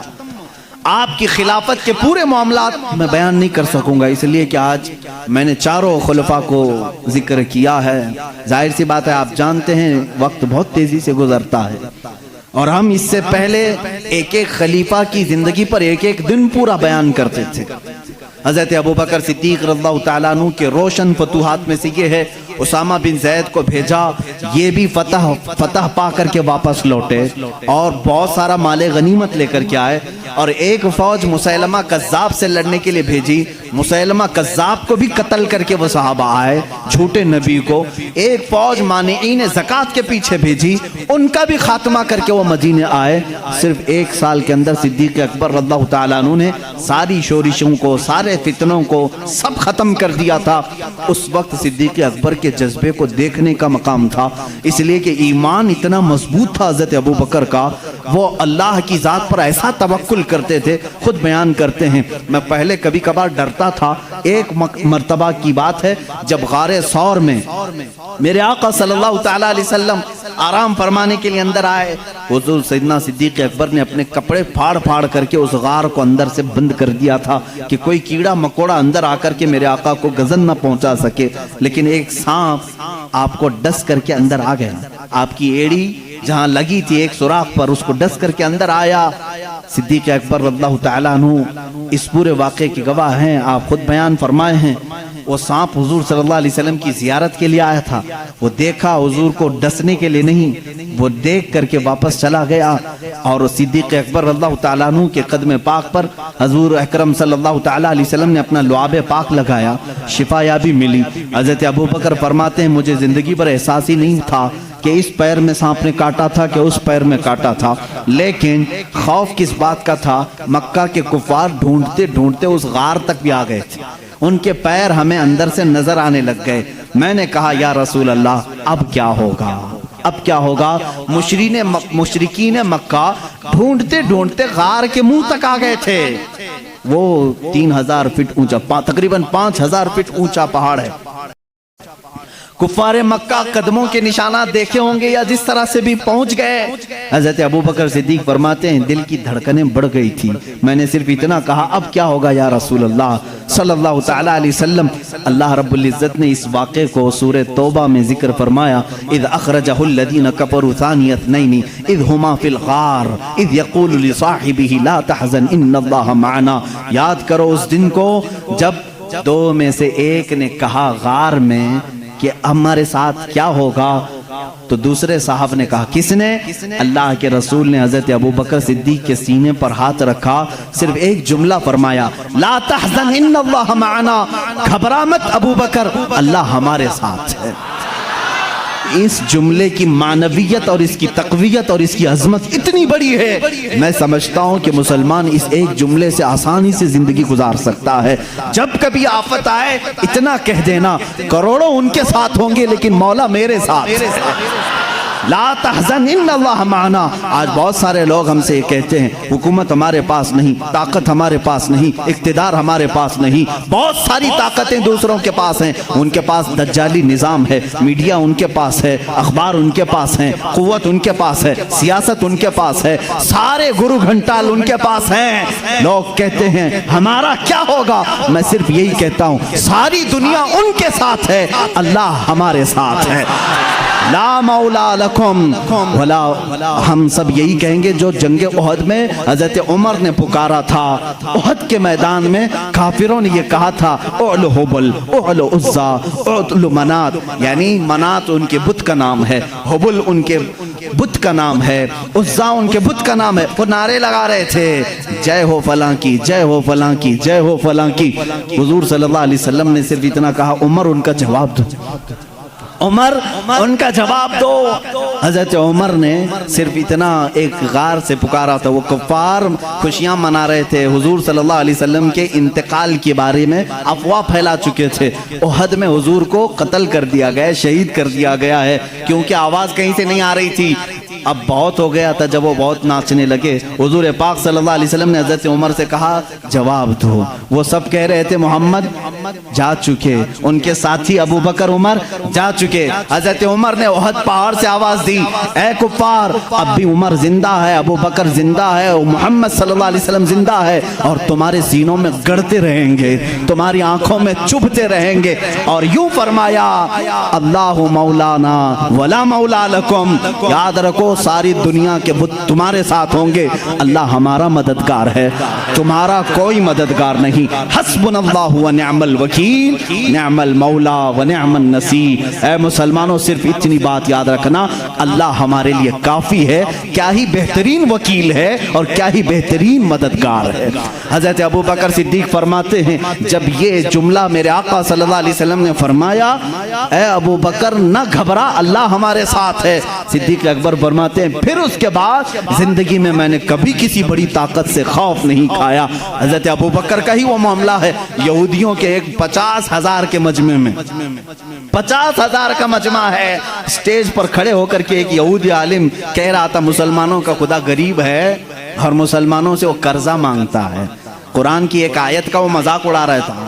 اللہ تعالیٰ نے قرآن میں فرمایا من ذا الذی یقرض اللہ قرضا حسنا، کون ہے جو اللہ کو قرض حسن دے گا؟ یہاں قرض حسن سے مراد تم نیکیاں اللہ کو قرض میں دو، اللہ جنت تمہیں بدلے میں دے گا۔ لیکن وہ یہودی مذاق اڑا رہا تھا، مسلمانوں کا خدا تو دیکھو غریب ہے، مسلمانوں سے قرضہ مانگ رہا ہے۔ صدیق اکبر سے برداشت نہیں ہوا، مجمع میں تھے، ممبر پر کھڑے ہو گئے اسٹیج پر، اس کا دامن پکڑا اور 2 تھپڑ رسید کر دی۔ مجمع ان کا ہے، پبلک ان کی ہے، مار توڑ ہو سکتی تھی، لیکن اس وقت بھی صدیق اکبر کا ایمان تھا 50,000 ان کے ساتھ ہے مگر قوت پروردگار میرے ساتھ ہے۔ یہ توکل کا اعلیٰ مقام تھا۔ اس وقت صدیق اکبر رضی اللہ تعالیٰ عنہ کو ان لوگوں نے پکڑ لیا اور کہا اس کو یہاں نہیں ماریں گے، اس کے نبی کے پاس لے جائیں گے۔ اور وہاں آئے حضرت ابو بکر کے بارے میں ان سبوں نے کہا ابو بکر کیسا بندہ ہے تمہارا، یہ ہمارے عالم کے ساتھ بدتمیزی کیا ہے۔ پورے مجمع میں آ کر کے ہمارا عالم خدا کی شان بیان کر رہا تھا، مسلمانوں کی اچھائیاں بیان کر رہا تھا، ہمارا عالم کہہ رہا تھا اللہ غنی ہے اور مسلمان فقیر ہیں، اور اتنی بات پر ابو بکر نے تماچا مار دیا، جھوٹ کہا، انہوں نے بدل دیا۔ 50,000 کا مجمع جو کرتا تھا وہی کام آج کا میڈیا بھی کرتا ہے، وہی کام کرتے، پورے کے پورے بدل دیں۔ حقیقت کیا ہے اس کو بدل دو، کیونکہ گواہ ان کے، مقدمہ ان کا، جج بھی ان کا، کورٹ بھی ان کی، سب ان کا ہے۔ لیکن یاد رکھنا مسلمانوں سارے گواہ ان کے ہوں، جج ان کا بکا ہوا کیوں نہ ہو، لیکن اللہ ہمارے ساتھ ہے، اللہ ہمارے ساتھ ہے۔ صدیق اکبر خوف نہیں کھائے، معاملہ یہاں تک پہنچا کورٹ رسول اللہ صلی اللہ علیہ وسلم کے پاس آ گئے۔ سبوں نے کہا، صدیق نے، ابو بکر نے تماچا لگایا حق بات پر۔ حضرت ابو بکر سے حضور نے پوچھا اتنی بات پر تم نے مارا؟ حضرت ابو بکر نے کہا نہ، یہ جھوٹ بول رہے ہیں، یہ اللہ کی شان میں گستاخی کر رہے تھے، اللہ کو فقیر کہہ رہے تھے، مسلمانوں کو امیر کہہ رہے تھے، کہہ رہا تھا یہ ظالم کہ اللہ ان کا غریب ہے، قرضہ مانگتا ہے، اس لیے مجھے برداشت نہیں ہوا، مارا میں نے۔ حضور صلی اللہ علیہ وسلم نے پوچھا ان لوگوں سے کیا ابو بکر صحیح کہہ رہے ہیں؟ انہوں نے کہا نہیں، یہ جھوٹ کہہ رہے ہیں، گواہ ہمارے پاس۔ یہودی عالم نے 1 گواہ سامنے کیا، 2 کیا، 3 کیا، 4 کیا، 10 گواہ لایا، کیونکہ جھوٹے جھوٹے ہی ہیں۔ جھوٹوں نے جھوٹوں سے کہا کہ جھوٹ مت بولنا۔ ابھی مرحوم راحت صاحب کا شاید جہاں تک ہے، شعر و شاعری سے میرا زیادہ شغف نہیں ہے، یہ اسی طرح کے یہودی تھے جو یہ کہتے تھے جھوٹوں نے جھوٹوں سے کہا ہے جھوٹ مت بولنا، وہ اسی طرح کا مجمع، سب جمع ہوئے اور گواہی دے رہے ہیں صدیق اکبر کے خلاف۔ حضور صلی اللہ تعالیٰ علیہ وسلم عدل و انصاف کے پیکر تھے۔ آپ صلی اللہ علیہ وسلم نے پوچھا ابو بکر تمہارا بھی کوئی گواہ ہے؟ تم جو بول رہے ہو اس کا بھی کوئی گواہ ہے؟ آپ کا گردن جھک گئی، کہا یا رسول اللہ اس مجمع میں میرے علاوہ کوئی دوسرا تھا نہیں، تھے تو یہی سب، یہ جھوٹ بول رہے ہیں، اب میں کیا کروں؟ عدالت ایویڈنس پر چلتی ہے نا، ثبوت پر چلتی ہے۔ حضور اکرم صلی اللہ علیہ وسلم نے فرمایا ابو بکر تیرا کوئی گواہ نہیں، ان کے پاس اتنے گواہ ہیں۔ ابھی یہ بات چل رہی تھی، جبرائیل امین آیت لے کر کے آ گئے، وہی اترنے کے آثار آئے، رسول کریم صلی اللہ علیہ وسلم کے پاس آیت نازل ہوئی، لقد سمع اللہ قول الذین قالوا ان اللہ فقیر ونحن اغنیاء۔ اے اللہ کے رسول، اللہ گواہی دیتا ہے، یہ سارے یہودی کہہ رہے تھے اللہ فقیر ہے اور مسلمان غنی ہیں۔ صدیق اکبر نے جھوٹ نہیں کہا، ان کی گواہی کے لیے اللہ کافی ہے، اللہ کافی۔ اللہ تعالیٰ کی طرف سے آیت آئی، کیا صدیق کی شان ہے، تم اکیلے ہو مگر گواہی کے لیے رب تمہارے ساتھ ہے، اللہ تمہارے ساتھ۔ مسلمانوں گھبرانا نہ، غم نہ کرو، اگر کسی موقع پر تنہا ہو گئے انتظار کرنا، اگرچہ آج آیتیں نہیں اترتی لیکن مولا کا عذاب تو ضرور آ ہی سکتا ہے۔ بنا لو تم جو کچھ بھی کرنا ہے بنا لو، مسلمانوں کے چہرے کھود ڈالو، مسلمانوں کی گردنیں اکھاڑ دو، مسلمانوں کی عزتوں کے ساتھ کھلواڑ کرو، مسجدوں کو تہس نہس کرو۔ تم کیا سمجھتے ہو زمین تمہارے باپ کی ہے؟ یہ اللہ کی زمین ہے، یہ اللہ کی زمین ہے۔ ان الارض یورثها، اللہ تعالیٰ اپنی زمین کا وارث جسے چاہتا ہے بناتا ہے۔ یہ اور بات ہے کہ ہم آج عمل کے کچے ہو چکے ہیں، ہم نے خود مسجدوں سے منہ موڑ لیا تھا، ہو سکتا ہے ہمارے مولا نے ہم سے مسجدیں لے کر ان کو دی ہوں، مگر میں جانتا ہوں مسجد کی وہ سرزمین تحت الثری سے لے کر عرش اعظم تک مسجد ہی رہے گی، اور رب ذوالجلال کے ہاں فیصلہ تو ہوگا۔ تم اگرچہ عدالتوں کو خرید سکو تو خرید لو، لیکن ایک دن وہ آئے گا جب آواز آئے گی لمن الملک اليوم، آج کی بادشاہت کس کی ہے، آج کی حکومت کس کی ہے؟ پھر جواب بھی آئے گا للہ الواحد القہار، قہر کرنے والے ایک خدا کی آج حکومت ہے۔ آؤ اللہ تعالیٰ اس دن آواز دے گا این الجبابرہ این المتکبرون، کہاں ہے وہ ظالم و جابر، کہاں ہے وہ گھمنڈی لوگ؟ آ جاؤ اللہ کی بارگاہ میں۔ ان کو کہا جائے گا ان کی حیثیت چونٹی کی بناؤ اور ان کو پورے اہل محشر اپنے پیروں سے رون کر کے بتائیں، تاکہ تمہارے تخت کی کوئی حیثیت نہیں۔ حقیقت میں اللہ رب العزت کی شریعت قیامت کے دن نافذ ہوگی۔ ہم تو اس انتظار میں کٹ جائے گی زندگی۔ اب بات مجھے صدیق اکبر کی ذات سے یہ کہنی ہے، میں مسلمانوں کو توکل دینا چاہتا ہوں، یقین دینا چاہتا ہوں، گھبراؤ نہیں۔ ساری چیزیں بھی چھن جائیں تو تمہارے ایمان کو کوئی چھین نہیں سکتا جب تک تم اپنے ہاتھوں سے اسے بیچ نہیں دیتے۔ اللہ رب العزت تمہارا حامی ناصر مددگار ہے۔ اس نے قرآن میں کئی جگہوں پر وعدہ فرمایا کان حقا علینا نصر المؤمنین، اللہ فرماتا میں نے اپنے اوپر لازم کر لیا ہے، مدد کروں گا تو مومنین کی مدد کروں گا، مدد کروں گا تو مومنین کی مدد کروں گا۔ میرے عزیزو آج بھی مدد ہی تو ہے، مدد ہی تو ہے۔ الحمدللہ ہم تعداد میں اگرچہ تھوڑے ہیں لیکن ہماری حیثیت ایسی ہے، 32 دانتوں کے بیچ میں ایک زبان کبھی کسی دانت سے دبتی بھی نہیں ہے، کٹتی بھی نہیں ہے۔ اللہ بس ایسے ہی اس زبان کی حفاظت فرمائے۔ صدیق اکبر رضی اللہ تعالیٰ عنہ کے ایمان کا معاملہ تو یہ تھا، حضور صلی اللہ علیہ وسلم کے بعد وہ کسی کو بھی عزیز نہیں رکھتے، حضور سب سے اول درجے پر، حتیٰ کہ اپنی بیٹی سیدہ عائشہ صدیقہ رضی اللہ تعالیٰ عنہ، ایک بار حضور صلی اللہ تعالیٰ علیہ وسلم ان کے ساتھ بیٹھے حجرے میں، بات تیزی سے ہو رہی تھی، صدیق اکبر داخل ہو گئے اور ہاتھ تک اٹھا دیا، حضرت عائشہ صدیقہ سے کہا خبردار، تجھے معلوم ہے تم کس سے بات کر رہی ہو؟ شوہر ہیں لیکن اللہ کے رسول ہیں۔ حضور صلی اللہ علیہ وسلم نے حضرت ابوبکر کو روک لیا، یہ ہمارا معاملہ ہے، یہ ہمارا معاملہ ہے۔ حضرت ابوبکر صدیق چلے آئے۔ حضرت عائشہ فرماتی ہیں کہ صدیق اکبر رضی اللہ تعالیٰ عنہ کبھی کسی چیز کو پسند نہیں کرتے جو حضور کی رضا کے خلاف۔ جب سیدہ عائشہ صدیقہ پر الزام لگایا تھا کچھ منافقین نے، تہمت لگائی تھی، حضور اکرم صلی اللہ علیہ وسلم نے حضرت عائشہ سے کہا تم اپنے ماں باپ کے گھر میں رہو جب تک یہ معاملہ کلیئر نہ ہو جائے۔ 1 مہینے تک حضرت عائشہ حضرت ابوبکر کے گھر میں تھی۔ وہ کہتی ہیں حضور صلی اللہ علیہ وسلم میرے پاس نہیں آتے، اتنے دنوں تک حضرت ابوبکر نے بھی میرے سے بات نہیں کی۔ یہ نہیں کہ بیٹی ہے، بلکہ رسول اللہ کا جو نظام ہے وہ میرے گھر میں بھی چلے۔ ایک بار صلح حدیبیہ کے موقع پر حضور صلی اللہ علیہ وسلم نے صرف اتنا فرما دیا تھا، 1400 صحابہ مکہ کے لیے نکلے حضور کے ساتھ عمرہ کرنے کے لیے۔ سنو، عمرہ کرنے کے لیے نکلے، احرام پہن کر کے نکلے، لیکن مکہ کے کافروں نے بیچ راستے میں روک لیا، کہا تم عمرہ نہیں جا سکتے، نہیں جاؤ گے۔ حضور صلی اللہ علیہ وسلم کو ان لوگوں نے بیچ راستے میں روک لیا۔ 35 کلومیٹر مکہ باقی ہے، سوچو 450 کلومیٹر کا فاصلہ ہے مکہ مدینہ۔ مدینے سے جو چل کر کے صحابہ آئے ہوں تقریباً 400 کلومیٹر چلے ہوں، اور ان کو قریب مکہ کے آ کر کے کہہ دیا جائے اب تم نہیں جا سکتے، عمرہ نہیں کر سکتے، ان کی حالت کیا ہونی چاہیے؟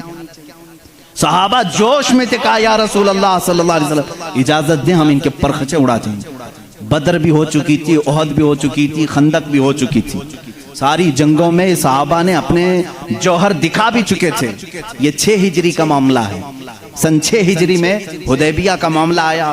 حضور صلی اللہ علیہ وسلم اپنی نگاہ نبوت سے دیکھ رہے تھے، آپ نے فرمایا نہیں، جنگ نہیں چاہتا میں، اس لیے کہ ہم حالت احرام میں ہیں، حالت احرام میں ہم جنگ نہیں چاہتے. حضور نے صلح کی بات کر لی مکہ والوں سے. وہ بظاہر دب کر کے صلح لگ رہی تھی تو اس میں حضرت عمر سب سے زیادہ بے قرار تھے, سب سے زیادہ بے قرار.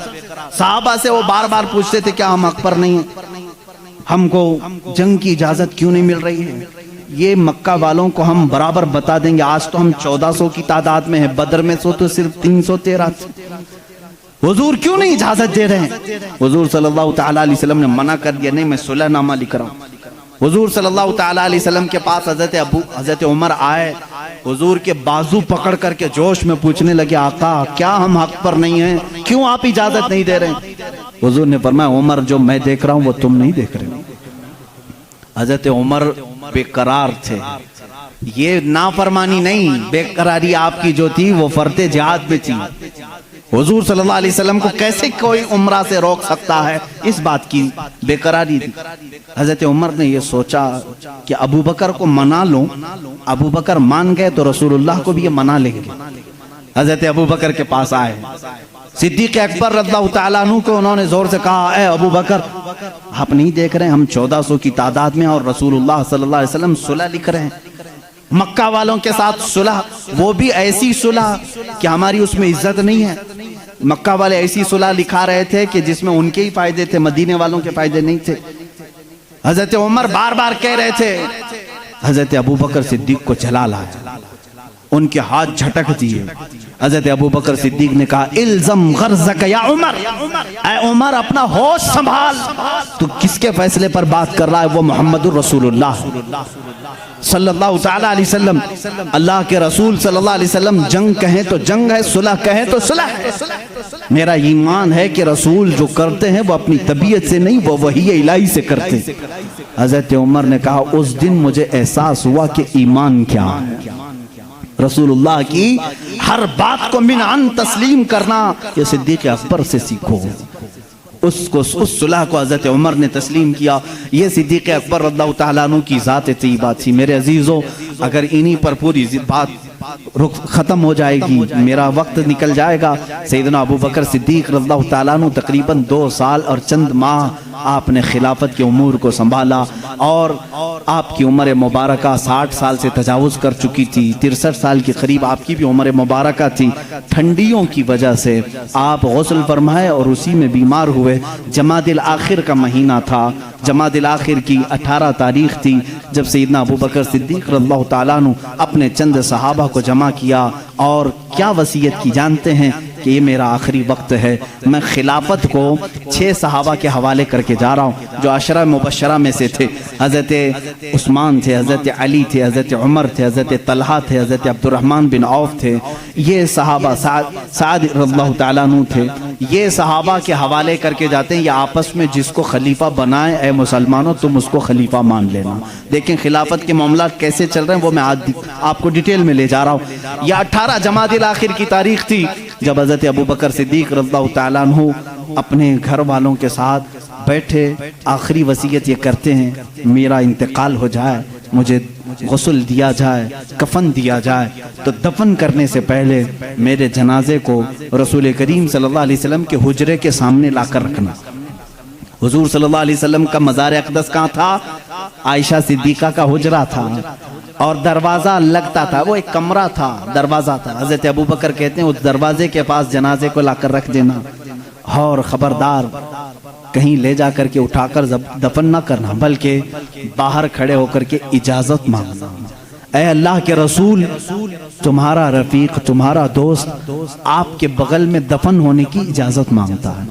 اگر رسول کریم صلی اللہ علیہ وسلم اجازت دے دیں تو مجھے حضور کے پہلو میں دفن کر دینا. یہ ہو سکتا ہے میرے عزیزوں, اس بات کو شاید وہابی سن رہے ہوں گے تو تڑپ جانا چاہیے کہ صدیق اکبر نے یہ نہیں کہا, صحابہ نے بھی یہ نہیں پوچھا اجازت, قبر والے سے کیسے اجازت؟ وہ رسول پاک قبر میں ہے اور کہنے والا کوئی عام آدمی نہیں, ابو بکر صدیق ہے, خلیفۃ المسلمین ہیں رضی اللہ عنہ. صحابہ نے بھی کچھ بھی کہا نہیں.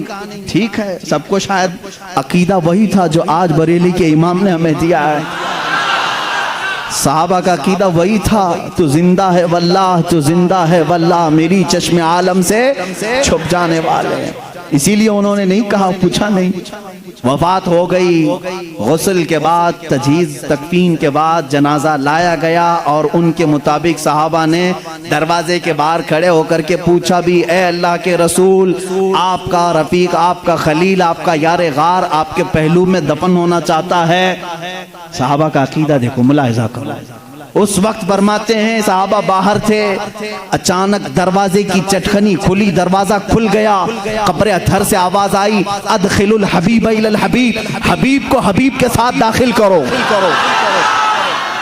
عزیزان گرامی، رسول کریم صلی اللہ تعالیٰ علیہ وسلم کی اس آواز کو کون نہیں پہچانتا تھا؟ صدیق اکبر اللہ تعالیٰ عنہ کو اجازت کے بعد دفن کیا گیا ہے۔ حضور اکرم صلی اللہ تعالیٰ علیہ وسلم کے پہلو میں وہ آرام فرمائے ہیں۔ صدیق اکبر کی کیا ذات ہے میرے عزیزو، دنیا میں تھے تو رسول کے ساتھ رہے، قبر میں ہیں تو رسول کے ساتھ ہیں۔ میرے آقا نے فرمایا قیامت کی سور پھونکنے کے بعد دنیا کی سرزمین سے سب سے پہلے اٹھنے والا میں ہوں گا، دوسرے نمبر پر ابو بکر صدیق ہوں گے، تیسرے حضرت عمر ہوں گے۔ حضور خود فرماتے ہیں، اے لوگوں تمہیں معلوم ہے محشر کے میدان میں میں کس طرح سے آؤں گا؟ میرے آقا فرماتے ہیں میں اپنی قبر سے اٹھوں گا، ابو بکر و عمر اٹھیں گے، میں دونوں کے ہاتھوں پر دونوں کے کندھوں پر اپنا ہاتھ رکھ کر کے میدان محشر میں آؤں گا۔ اللہ اللہ، وہ جلوہ کیسے ہوگا جب ایک وزیر اس طرف ہو، دوسرا وزیر اس طرف ہو، بادشاہ حکمت بیچ میں ہو۔ وہ قیامت کے دن ہے۔ اسی لیے میرے عزیزو، رسول کریم صلی اللہ تعالیٰ علیہ وسلم کی بادشاہت آج بھی ہے یا نہیں؟ بادشاہ کس کو تسلیم کرتے ہو؟ بادشاہ کس کو مانتے ہو؟ رسول کریم صلی اللہ علیہ وسلم کو۔ ایک محقق نے بڑے اچھے انداز میں مجھ سے ایک بات کہی تھی کہ دنیا کا نظام ہے کہ جب بادشاہ کرسی پہ ہوتا ہے تو وزیر اس کے پہلو میں ہوتے ہیں، وزیر ادھر ہے، ادھر کوئی وزیر بیٹھا ہے۔ بادشاہ جب اٹھ کے چلا گیا تو وزیر بھی چلے جاتے ہیں، وزیروں کی کرسیاں بھی خالی ہوتی۔ بادشاہ جب تک بیٹھا ہے وزیر بھی بیٹھے ہوئے ہیں، جب تک بادشاہ کرسی پر ہے وزیر بھی ہیں۔ وزیروں کا اگل بغل ہونا بھی اس بات کی علامت ہے کہ نظام سلطنت چل رہا ہے، نظام سلطنت چل رہا ہے۔ اے لوگو، تم کس خام خیالی میں ہو؟ کیوں کسی کی جے وجے پکارتے ہو؟ کیوں کسی کو بادشاہ تسلیم کرتے ہو؟ اللہ کے حبیب محمد الرسول اللہ صلی اللہ علیہ وسلم دنیا میں جب تھے تب وہ شاہ تھے، وہ بادشاہ تھے۔ اپنی قبر اطہر میں جب گئے تو ایک پہلو میں صدیق اکبر لیٹے ہیں اور آگے کے پہلو میں عمر فاروق لیٹے ہیں۔ یہ اس بات کی علامت ہے وزیر اب بھی اگل بغل ہیں اور بادشاہ اپنی کرسی بادشاہت پر قائم ہے۔ وہ زندہ ہے واللہ، تو زندہ ہے واللہ، میری چشم عالم سے چھپ جانے والے۔ جب تک یہ قبروں کا منظر قائم رہے گا سمجھنا رسول اللہ کی بادشاہت قائم رہے گی۔ آئی نئی حکومت، سکہ نیا چلے گا، عالم میں رنگ بدلا، صبح شب ولادت بجھ گئی جس کے آگے سبھی مشعلیں، شمع وہ لے کر آیا ہمارا نبی۔ میرے عزیزو، اس نبی کا دور ختم نہیں ہوا، اس نبی کا دور اب بھی باقی ہے، اس نبی کا دور اب بھی باقی ہے۔ رسول کریم صلی اللہ علیہ وسلم کے جانثار صحابہ، صدیق اکبر اللہ تعالیٰ عنہ کی وفات کے بعد جو صحابہ موجود تھے انہوں نے مشورے سے، جو 6 صحابہ تھے، مشورے سے بالاتفاق سیدنا عمر ابن خطاب رضی اللہ تعالیٰ عنہ کے ہاتھ میں بیعت کر لی۔ یہ جمادی الاخر کا مہینہ تھا، 13ویں ہجری تھی۔ یہاں سے حضرت عمر فاروق نے نظام خلافت کو سنبھالا۔ آپ کا دور اتنا سنہرا ہے، اتنا سنہرا ہے، وہ عمر جس کے آداب پہ شیدا سقر، عز و شان عدالت پہ لاکھوں سلام۔ عزیزان گرامی، اس عمر کی ہم بات کرنے چلے ہیں جس کے متعلق میرے نبی نے خود فرمایا جس راستے سے عمر چلتے ہیں شیطان اس راستے پہ نہیں آتا ہے۔ جہاں تک عمر کی خوشبو جاتی ہے شیطان اس سے دور بھاگتا ہے۔ لو کان بعدی نبیا لکان عمر بن خطاب۔ حضور صلی اللہ علیہ وسلم فرماتے ہیں اگر میرے بعد کوئی نبی ہو سکتا تو عمر ابن خطاب ہوتے، لیکن میں خاتم النبیین ہوں، میرے بعد کوئی نبی نہیں آ سکتا۔ اس لیے کہ عمر فاروق رضی اللہ تعالیٰ عنہ کی زبان پاک ایسے مشورے ہوتے تھے، کئی مرتبہ کا معاملہ ایسا ہے لوگ الگ الگ مشورے دیتے، حضرت عمر جو مشورہ دیتے تھے اسی کے مطابق قرآن کی آیت آ جاتی تھی۔ الموافق رأیہ للوحی والکتاب، آپ کا لقب دیا گیا۔ پردے کے معاملات جو آئے عورتوں پر، یہ حضرت عمر عمر کے مشورے سے آئے، اذان دینے کے جو الفاظ ہیں یہ حضرت عمر کے مشورے سے ہیں، یہ تمام معاملات میں حضرت عمر نے خود مشورہ دیا تھا اور اللہ نے حکم بھی ویسے ہی نازل فرمایا۔ اور حدیث میں یہ ملتا ہے کہ عمر کی زبان پر اللہ کے کلمے ہوتے ہیں۔ اللہ رب العزت کی جو صداقت ہے، جو حقانیت ہے، وہ حضرت عمر فاروق کی زبان پر قائم ہوتی۔ سیدنا عمر فاروق رضی اللہ تعالیٰ عنہ نے 10 سال خلافت کے اس نظام کو سنبھالا۔ کتنے؟ 10 سال۔ لیکن آپ کا نظام ایسا تھا، آج پوری دنیا میں لاکھوں عمر ہوں گے، لیکن صرف اگر آپ عمر کہو گے تو ذہن پہلے عمر ابن خطاب کی طرف جائے گا۔ لاکھوں عمر آئے گئے اس کے بعد، لیکن صرف اگر عمر کہو گے یا عمر فاروق کہو گے، کسی کا ذہن دوسرے عمر کی طرف نہیں جاتا، اسی رسول کے عمر کی طرف جاتا ہے۔ اپنے تو اپنے، غیروں نے بھی مثال تھی، غیروں نے بھی مثال تھی ہندوستان کی۔ یہاں پر گاندھی جی کو آپ کون نہیں جانتا؟ نہیں جانو گے تو وٹامن یم بھی نہیں رکھ سکتے۔ گاندھی جی نے خود اپنے تحریر میں لکھا ہے، موجود ہے یہ بات، موہن داس کرم چند گاندھی کی بات کر رہا ہوں، کہ میرے پاس ہمارے پرانے لوگوں کی تاریخ پیش کرنے کے لیے کوئی چیز نہیں ہے، کیونکہ جن بھگوانوں کا تذکرہ آج کیا جاتا ہے، گاندھی جی نے کہا مجھے معلوم نہیں وہ حقیقت میں تھے بھی کہ نہیں تھے۔ یہ میں دوسروں کی بات نہیں کر رہا ہوں، اسی لیے تو گاندھی جی کو RSS والے نہیں مانتے۔ ہاں صاف بات میں بتا رہا ہوں، انہوں نے لکھا ہے کہ مجھے معلوم نہیں کہ ہمارے مذہب کی جو شخصیات ہیں وہ حقیقت میں تھی بھی کہ نہیں تھی، لیکن ہندوستان کی پارلیمنٹ اب قائم ہوگی تو جو بھی سنبھالے گا میں اس کو 2 نام دے سکتا ہوں کہ ان کی طرح سنبھالو، ایک ابو بکر، دوسرے عمر کا۔ کہا کہ یہ 2 نام خالی خیالی نہیں ہیں، فیلڈ پر تھے اور کر کے دکھایا۔ گاندھی جی پڑھے لکھے آدمی تھے اور ہسٹری کے وہ شوقین بھی رہے، جس کی وجہ سے تاریخ میں اس طرح کی دلچسپی تھی۔ ان شخصیات کا حوالہ کیوں دیا؟ کچھ لوگوں نے پوچھا بھی، کہا کہ نظام خلافت، نظام حکومت سنبھالنے کا مطلب یہ نہیں ہے کہ کرسی پر بیٹھے اور کسی قلعے کی فصیل پر چڑھ کر کے صرف چلائے۔ یہ نظام حکومت سنبھالنے کا مطلب نہیں ہے۔ نظام حکومت سنبھالنا، اگر چاہتے ہو، تمہیں اگر کرسی پر بٹھایا گیا ہے تو دوسری سب سے بڑی تمہاری ذمہ داری کیا ہوتی ہے؟ وہ یہ 2 خلیفہ کی زندگی میں دیکھو۔ حضرت عمر کہتے ہیں میں ڈھونڈ کر کے غریبوں کی مدد کرنا چاہتا تھا، جو بے کس ہے، جو مجبور ہے۔ مجھے مدینے میں ایک بوڑھی ایسی ملی جس کا کوئی نہیں تھا، وہ غریب بھی تھی، لاچار تھی۔ حضرت عمر کہتے ہیں میں نے سوچا اس بوڑھی کی خدمت کروں گا اس کے گھر میں جا کر کے، لیکن کسی کو پتہ نہ چلے۔ حضرت عمر کہتے ہیں میں صبح جب گیا اس کے گھر پر، اس کے گھر کا کچرا پورا صاف تھا، برتن دھوئے ہوئے تھے، اس کا بستر جھاڑا ہوا، لیکن وہ عورت اپنے بستر سے اٹھنے کے بھی قابل نہیں تھی، بوڑھی عورت تھی۔ حضرت عمر کہتے ہیں دوسرے دن میں گیا، پھر صاف ستھرا تھا، یہ بوڑھی عورت کیسے کام کر جاتی ہے اپنے گھر کے؟ تیسرے دن وہ کہتے ہیں میں فجر کی نماز سے پہلے چھپ کر دیکھنا چاہتا تھا یہ عورت اپنے ہاتھوں سے کیسے گھر کی صفائی کرتی، لیکن وہ کہتے ہیں میں چونک گیا۔ دروازے پر ایک کوئی شخص آیا، کمبل اوڑے ہوئے، جلدی جلدی جھاڑو جھاڑ رہا ہے، برتن مانجھ رہا ہے، بستر سلیقے سے لگا رہا ہے۔ اذان ہوئی اور فوراً باہر نکلا۔ حضرت عمر کہتے ہیں میں اس پر اسرار خادم کو دیکھنے کے لیے آگے بڑھا، کمبل اٹھایا تو وہ صدیق اکبر تھے، خلیفۃ المسلمین، وقت کا خلیفہ۔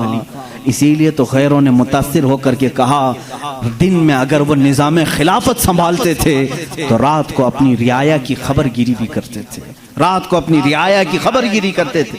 یہی حال سیدنا عمر ابن خطاب کا ہے۔ حضرت عمر رضی اللہ تعالیٰ عنہ گشت کرتے تھے مدینے کی گلیوں میں۔ ایک بار تو ایسا ہوا کہ ملک شام سے واپس آ رہے تھے، حضرت عمر ایک گھر کے پاس رک گئے، اس گھر کی عورت جانتی نہیں تھی۔ حضرت عمر اس طرح سے اجنبی لوگوں کو پوچھتے بھی رہتے تھے۔ یہ فوٹو میڈیا اور سوشل میڈیا کا دور بھی نہیں تھا کہ ہر بادشاہ کا روزانہ فوٹو چھپنا لازم ہو، نہیں جانتے تھے، بہت سارے لوگ چہرے سے بھی نہیں واقف ہوتے تھے۔ حضرت عمر وہاں رک گئے، اس خاتون سے پوچھا خلیفۃ المسلمین عمر ابن خطاب کے بارے میں جانتی ہو؟ وہ کہتی ہاں جانتی ہوں بہت اچھا آدمی، لیکن میری اس کو خبر نہیں، میری اس کو خبر نہیں۔ کہا کیوں؟ کہا مجھ تک اس کا غلہ پہنچا نہیں ہے، میرے گھر میں بھی فاقہ ہے۔ حضرت عمر نے کہا عمر امیر المومنین وہ مدینے میں رہتا ہے، تیرے تک خبر کیسے پہنچے گی؟ اتنی دور تو رہتی ہے ملک شام کے راستے میں۔ اس بوڑھی عورت نے کہا اگر اس کو یہاں تک کی خبر نہیں پہنچ سکتی تو اسے خلیفہ بھی نہیں بننا چاہیے۔ اگر اتنے دور کی کسی غریب کی خبر اس کو نہیں پہنچتی تو اسے خلیفہ بھی نہیں ہونا چاہیے۔ حضرت عمر اس رات اتنا روئے کہ ان کی داڑھی بھیگ گئی۔ سچ کہا اس خاتون نے، گئے بازار سے سامان خرید کر اپنے کندھے پر اٹھا لائے اور اس عورت کے گھر پہنچایا۔ ایک گھر مدینے کا ایسا بھی آپ نے دیکھا جہاں رات کو عورت اپنے بچوں کو تھپک کر سلاتی تھی اور ہانڈی میں کچھ جل رہا ہوتا تھا، آگ لگی ہے ہانڈی میں پکنے کی آواز آتی۔ حضرت عمر دیکھ رہے تھے، آواز سن رہے تھے، بچوں کو ماں کہہ رہے سو جاؤ سو جاؤ، بچے کہہ رہے ماں تو روزانہ یہی بول کے سلاتی ہے، 2 دن سے پک رہا ہے، کب پکتا ہے؟ ہم رات کو بھوکے سو جاتے۔ حضرت عمر دستک دیتے ہیں، اس گھر والی سے پوچھتے ہیں کیا معاملہ ہے؟ کہا گھر میں کچھ بھی نہیں۔ پھر یہ ہانڈی میں کیا ہے؟ کہا پانی اور پتھر رکھی ہوں بچوں کو بہلانے کے لیے کہ اسی آس میں سو جائیں گے۔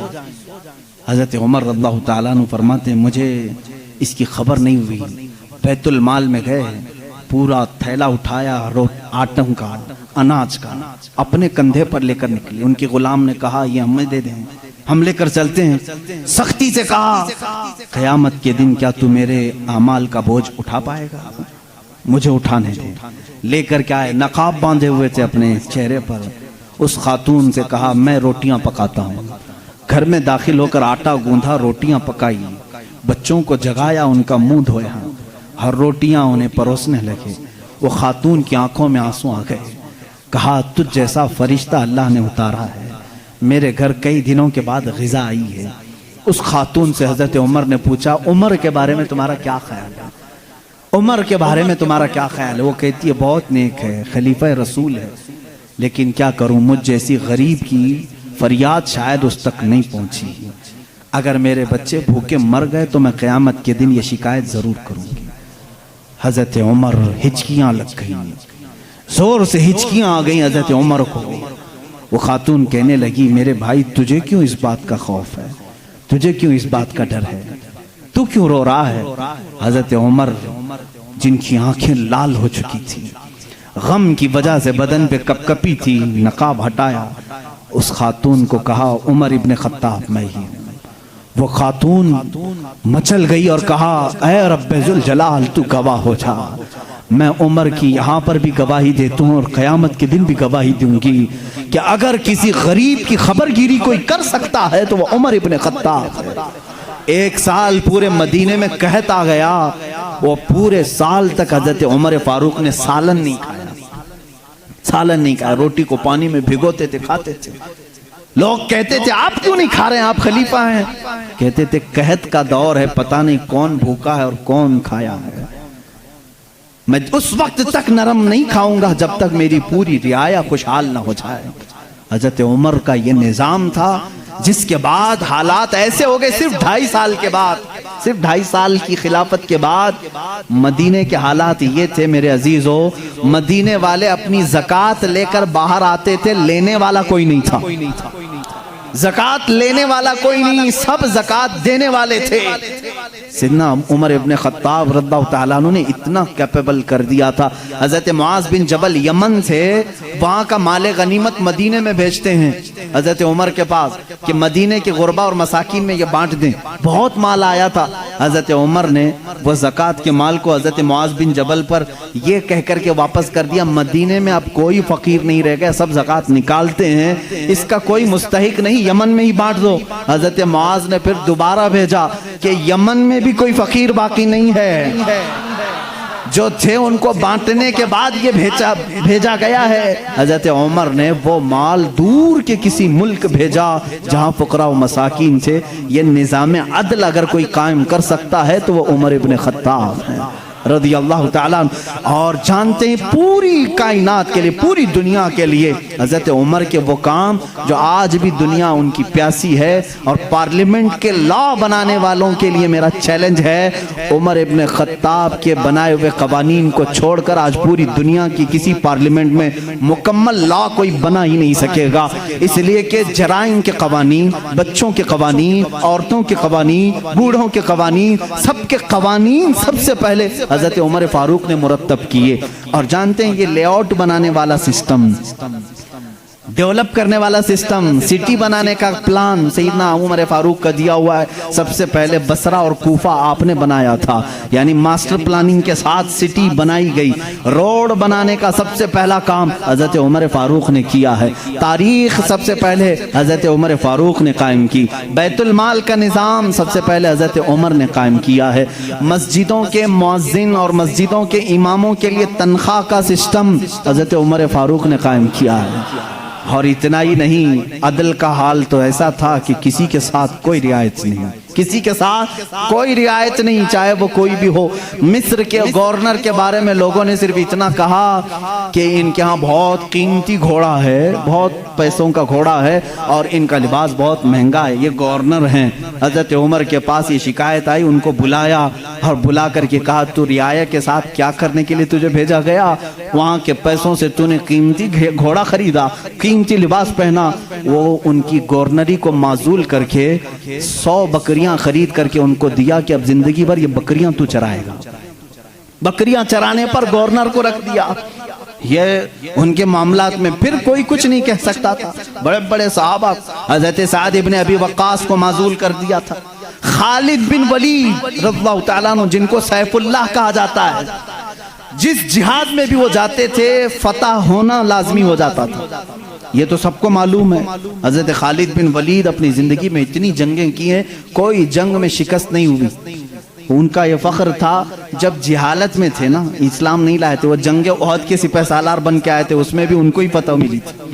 کہتے کفر کی حالت میں بھی اللہ نے فتح ہی دی تھی، اسلام میں آئے تب بھی اللہ نے فتح ہی لکھی تھی۔ حضرت خالد بن ولید ایک ایسے جرنیل کا نام ہے جس کا نام قیامت تک قائم رہے گا، لیکن حضرت عمر فاروق رضی اللہ تعالیٰ عنہ نے سپہ سالاری سے ان کو معزول کر دیا تھا۔ سسپینڈ کرنا معمولی بات نہیں، لیکن حضرت عمر کیوں کرتے تھے جانتے ہیں؟ بعض لوگ اس کو نکتہ چینی کرتے ہیں، حضرت عمر اس کو ہٹائے اس کو ہٹائے۔ حضرت عمر فاروق رضی اللہ تعالیٰ عنہ کے پاس کچھ لوگ سفارش لے کر کے آئے، خالد بن ولید کے بغیر جہاد کا میدان کیسے ہوگا؟ ان کو آپ نے معزول کیا۔ کام معزول کیا ہوں، لیکن سپاہی بن کر کے وہ جائیں گے، سپاہی بن کر کے جائیں گے، سپہ سالار کوئی اور ہوگا۔ صحابہ نے پوچھا اس فیصلے کو لینے میں کوئی حکمت ہے امیر المومنین؟ اللہ اللہ، توکل دیکھیں۔ امیر المومنین نے کہا ہاں ضرور حکمت ہے، میں مسلمانوں کو یہ بتانا چاہتا ہوں کہ کوئی جہاد، کوئی جنگ خالد بن ولید کی وجہ سے فتح نہیں ہوتی، اللہ کی مدد سے ہوتی ہے۔ سارے لوگ یہ ڈیپینڈ ہو کر کے نہ بیٹھ جائیں کہ اسی کی وجہ سے ہوتی ہے، میں اس اصول کو توڑنا چاہتا ہوں، فتح جو ملتی ہے وہ اللہ کی طرف سے ہوتی ہے۔ یہ یقین دینا تھا، بس اس لیے میں نے معزول کیا ہے۔ اور یقین، توکل ایسا حضرت عمر فاروق رضی اللہ تعالیٰ عنہ کا کتابوں میں لکھا ہے، مصر کے گورنر انہوں نے ایک بری رسم کے متعلق خط لکھ کر کے بھیجا۔ دریائے نیل سوکھ جاتا تھا ہر سال، وہاں کے لوگ اپنی 16 سال کی ایک نوجوان لڑکی کو ذبح کرتے، اس کی بلی چڑھاتے تھے، اور خون جو ہے دریائے نیل میں بہاتے۔ ان کا عقیدہ تھا بلی دینے کے بعد پھر دریا جوش مار کر اوپر آ جاتا تھا، ہر سال ایسا ہوتا تھا۔ انہوں نے جب اسلامی حکومت وہاں آ گئی تو لوگوں نے وہاں کے گورنر سے، جو مسلمان تھے، صحابی تھے، ان سے پوچھا ہر سال ہمارا معمول ہے، اس سال بھی آپ اجازت دیں، جلوس نکالیں گے، ایک لڑکی کو ذبح کریں گے، اس کا خون ڈالیں گے؟ انہوں نے کہا میں تو یہ کام نہیں کروں گا، اور اگر ایسا ہے تو دیکھا جائے گا۔ وہ خاموش رہے۔ دریائے نیل حقیقت میں سوکھ گیا، پانی نیچے چلا گیا، لڑکی کی بلی نہیں دی۔ تو یاد رکھنا شیطان اس طرح کی حرکتیں تمہیں کر کے دکھایا کرتا تاکہ تمہارا عقیدہ خراب ہو جائے۔ اس گورنر نے حضرت عمر کے پاس خط لکھا کہ اس کا کیا کروں، یہ کیسے حل نکالوں؟ حضرت عمر فاروق رضی اللہ تعالیٰ عنہ نے جواب میں 2 خط بھیجے، ایک گورنر کے نام اور ایک دریائے نیل کے نام۔ دریائے نیل دریا ہے، کیا دریا بھی خط پڑتا ہے؟ دریا بھی بات چیت کرتا ہے؟ ہاں، رسول کے غلاموں کے ساتھ ہر چیز بات چیت کرتی ہے، ہر چیز بات چیت کرتی ہے۔ حضرت عمر نے ایک خط گورنر کے نام پر لکھا، تم فکر مت کرو، تم اپنے کام پر باقی رہو، رسول اللہ کی شریعت کا نفاذ قائم رہے۔ اور رہی بات دریا جو سوکھتا ہے، میں اس کو لیٹر لکھ رہا ہوں، اس کو خط لکھا، کیا بسم اللہ الرحمن الرحیم، اے نیل، یہ خط عمر ابن خطاب رسول اللہ کے خلیفہ کی طرف سے دریائے نیل کے لیے۔ میں کہتا ہوں اے نیل، اگر تو اپنی مرضی سے بہتا ہے تو ہمیں تیرے پانی کی ضرورت نہیں، اور اگر تو اللہ کے حکم سے بہتا ہے تو عمر ابن خطاب رسول کی خلافت کو جو قائم کیا ہے، حکم دیتا ہے کہ اللہ کے حکم سے جاری ہو جا۔ اتنا لکھا اور کہا یہ دریائے نیل کو دینا اور یہ مصر کے گورنر کو دینا۔ خط لے کر کے قاصد آیا، قاصد نے گورنر کو خط پکڑا ہے، گورنر کے نام پر تھا، وہ پہنچا، دریائے نیل کے نام پر تھا جو دریائے نیل کو دیا گیا۔ اس وقت موجود مصر کے سارے لوگ شاہد ہیں، اسی وقت دریائے نیل کا پانی جوش مار کر 16 گز اوپر آ چکا تھا۔ آج تک دریائے نیل دوبارہ کبھی نہیں سوکھا، 14 صدیاں گزر گئی، میں خود دریائے نیل کی کشتی کی سواری کر چکا ہوں۔ مصر میں 5 سال تک قاہرہ میں پانی برستا نہیں، بارش نہیں آتی، 5 سال، تقریباً 4 سال تک رہے، ایک دن بھی بارش نہیں دیکھی، 5 سال تک بارش نہیں آتی، لیکن دریائے نیل میں جاؤ تو لبالب بھرا رہتا ہے، ایسا لگتا ہے کہ خط کا اثر آج بھی باقی ہے۔ رسول اللہ کے غلاموں کی حکومت ہر شے پر قائم ہے، ہر شے پر قائم ہے۔ اللہ کے نبی صلی اللہ علیہ وسلم کے ان خلفاء نے پوری دنیا پر حکومت کی، کیوں نہ حکومت کریں؟ اس لیے کہ یہ تابع تھے اللہ اس کے رسول کے، تو اللہ نے یہ وعدہ کیا ہے، ان تنصروا اللہ ینصرکم، اگر تم اللہ کے دین کی مدد میں لگے رہو، اللہ پوری کائنات کو تمہاری مدد میں لگا دے گا، تمہاری مدد میں لگا دے گا۔ وہ صحابہ کیسے تھے جو میڈیٹرین سی آج بھی موجود ہے، بحر متوسط، عرب سے یورپ میں جانا تھا، کچھ صحابہ کرام وہ بھی ہیں جنہوں نے ایک دریا کے پاس آ کر گھوڑے روک لیے، دریا سامنے سمندر ہے، ادھر کے کنٹری میں جانا ہے، کشتیاں کسی کے پاس نہیں، جو جرنیل صحابی تھے، سپہ سالار، سبوں نے کہا کیا کریں، یہاں دریا کشتی کوئی نہیں لایا، ہم واپس چلیں، دوسرا کوئی راستہ دیکھیں۔ اس صحابی نے کہا بہت لمبا سفر کر کے آئے، واپسی کا کوئی راستہ نہیں ہو سکتا، کہا سامنے سمندر ہے، کہا ہم رسول کے غلام ہیں، رسول کریم صلی اللہ علیہ وسلم کے غلام ہیں، بھلا آج تک کوئی آندھی ہمارا راستہ روک سکی ہے، کوئی طوفان ہمارا منہ موڑ سکا ہے؟ اس صحابی نے ایسی تقریر کی اور صحابہ نے پوچھا کرنا کیا ہے یہ تو بتائیں۔ سپہ سالار صحابی نے کہا اللہ کا نام لو، گھوڑے دوڑاؤ، سمندر میں چلتے چلو۔ وہ صحابہ کہتے ہیں سپہ سالار صحابی آگے بڑھتے رہے، سمندر میں گھوڑے دوڑتے رہے، یہاں تک کہ پورے سمندر کا سفر طے ہو گیا، کسی گھوڑے کی ٹاپ پر ایک بوند پانی تک نہ لگا۔ دشت تو دشت ہے، اقبال نے اسی کے لیے کہا دشت تو دشت ہے، دریا بھی نہ چھوڑے ہم نے، بحر ظلمات میں دوڑا دیا گھوڑے ہم نے۔ دی اذانیں کبھی یورپ کی کلیساؤں میں تو کبھی افریقہ کے تپتے ہوئے صحراؤں میں، آ گیا عین لڑائی میں گر وقت نماز، قبلہ روحوں کے زمین بوس ہوئی قوم حجاز، ایک ہی صف میں کھڑے ہو گئے محمود و ایاز، نہ کوئی بندہ رہا نہ کوئی بندہ نواز۔ یہ ہماری تاریخ ہے، یہ ہماری شان ہے۔ سیدنا عمر ابن خطاب رضی اللہ تعالیٰ عنہ کے دور خلافت کے سنہرے کام بہت طویل ہے میرے عزیزو۔ اس نظام عدل کو میں آج بھی چیلنج کرتا ہوں۔ غسان کا ایک بادشاہ اسلام میں آیا ہے، اسلام قبول کر کے آیا ہے، حج کے لیے نکلے خوشی میں سارے مسلمان، حضرت عمر بھی اس میں ساتھ میں تھے، خلیفہ تھے۔ طواف کے دوران اس بادشاہ کی لنگی پر ایک مسلمان کا پیر پڑ گیا، لنگی سرک گئی، اس نے اپنی بے عزتی محسوس کی، تھپڑ مارا کعبے کے سامنے، اس مسلمان کو بہت اس نے مارا، وہ زخمی ہو گئے۔ انہوں نے شکایت کی حضرت عمر فاروق کے پاس۔ عادل، وہ عدل کی پیکر جو نظام رسول سے ذرا برابر ہٹ کر کبھی فیصلہ نہیں کرتے۔ حضرت عمر کا فیصلہ تو وہ ہے کہ ایک بندہ یہ حضور کے پاس فیصلہ لے کر کے آیا تھا، معلوم ہے نا، ایک یہودی اور ایک مسلمان زمین کے جھگڑے میں فیصلہ کیا، حضور نے فیصلہ کیا یہودی کے حق میں یہ زمین تو چھوڑ دے، لیکن وہ مسلمان منافق تھا، دل میں بغض تھا. اس نے کہا میں رسول کا فیصلہ نہیں مانتا, عمر کے پاس فیصلہ لیں گے, عمر کے پاس کریں گے. وہ یہودی کو یقین تھا جو رسول فیصلہ کریں گے وہی عمر بھی کریں گے. لیکن یہاں معاملہ بدل گیا, یہاں معاملہ بدل گیا. وہ منافق یہ سوچتا تھا کہ عمر کو میں اپنی باتوں میں لے لوں گا, یہ یہودی ہے ہمارے دشمن, زمین میرے حوالے کر دی جائے. حضرت عمر کے پاس دونوں گئے اور کہا ہمارا معاملہ ایسا ایسا ہے. اس یہودی نے کہا اے عمر ایک بات سن لو, یہ فیصلہ تمہارے نبی کے پاس ہوا تھا. کہا انہوں نے کیا کہا؟ کہا میرے حق میں انہوں نے زمین کا فیصلہ کیا. پھر اس نے کیا کیا؟ کہا یہ نہیں مانتا, یہ کہتا ہے عمر کے پاس فیصلہ کرے. اللہ اللہ. کہا میں تو پھر اس کا فیصلہ کرتا ہوں. حضرت عمر اندر گئے, تلوار لائے اور اس کی گردن اڑا دی. کہا جو رسول کا فیصلہ نہ مانے عمر اس کا فیصلہ ایسی کرتا ہے. یہ بات مدینے میں مشہور بھی ہو گئی, مسلمان کا قتل کر دیا عمر نے. حضور نے ان کو بلایا اور کہا کہ تم نے ایک مسلمان کا قتل کیا. کہا میں اس کو مسلمان مانتا ہی نہیں جو آپ کو حکم نہیں مانتا, لیکن اگر میں غلطی پر ہوں تو یا رسول اللہ مجھے سزا دے دیں. اس وقت تک آیت نہیں آئی تھی, آیت نازل ہوئی. فلا وربک لا یؤمنون حتی یحکموک فیما شجر بینہم. اے رسول قسم ہے تمہارے رب کی, اللہ فرما رہا ہے, اللہ فرما رہا ہے اے رسول تمہارے رب کی قسم, وہ ایمان والا ہو ہی نہیں سکتا جو اپنے آپسی معاملات میں آپ کو حکم نہیں مانتے. حضور نے فرمایا تب تو عمر نے صحیح فیصلہ کیا.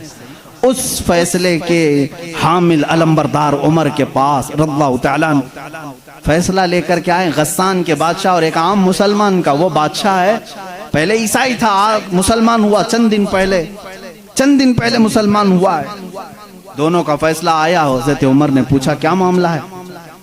وہ غسان کے بادشاہ نے کہا اے عمر امیر المومنین, کیا مجھے بھی کٹہرے میں کھڑا کریں گے؟ میں بادشاہ ہوں غسان کا, آپ مجھے اپنے بازو میں بٹھائیں.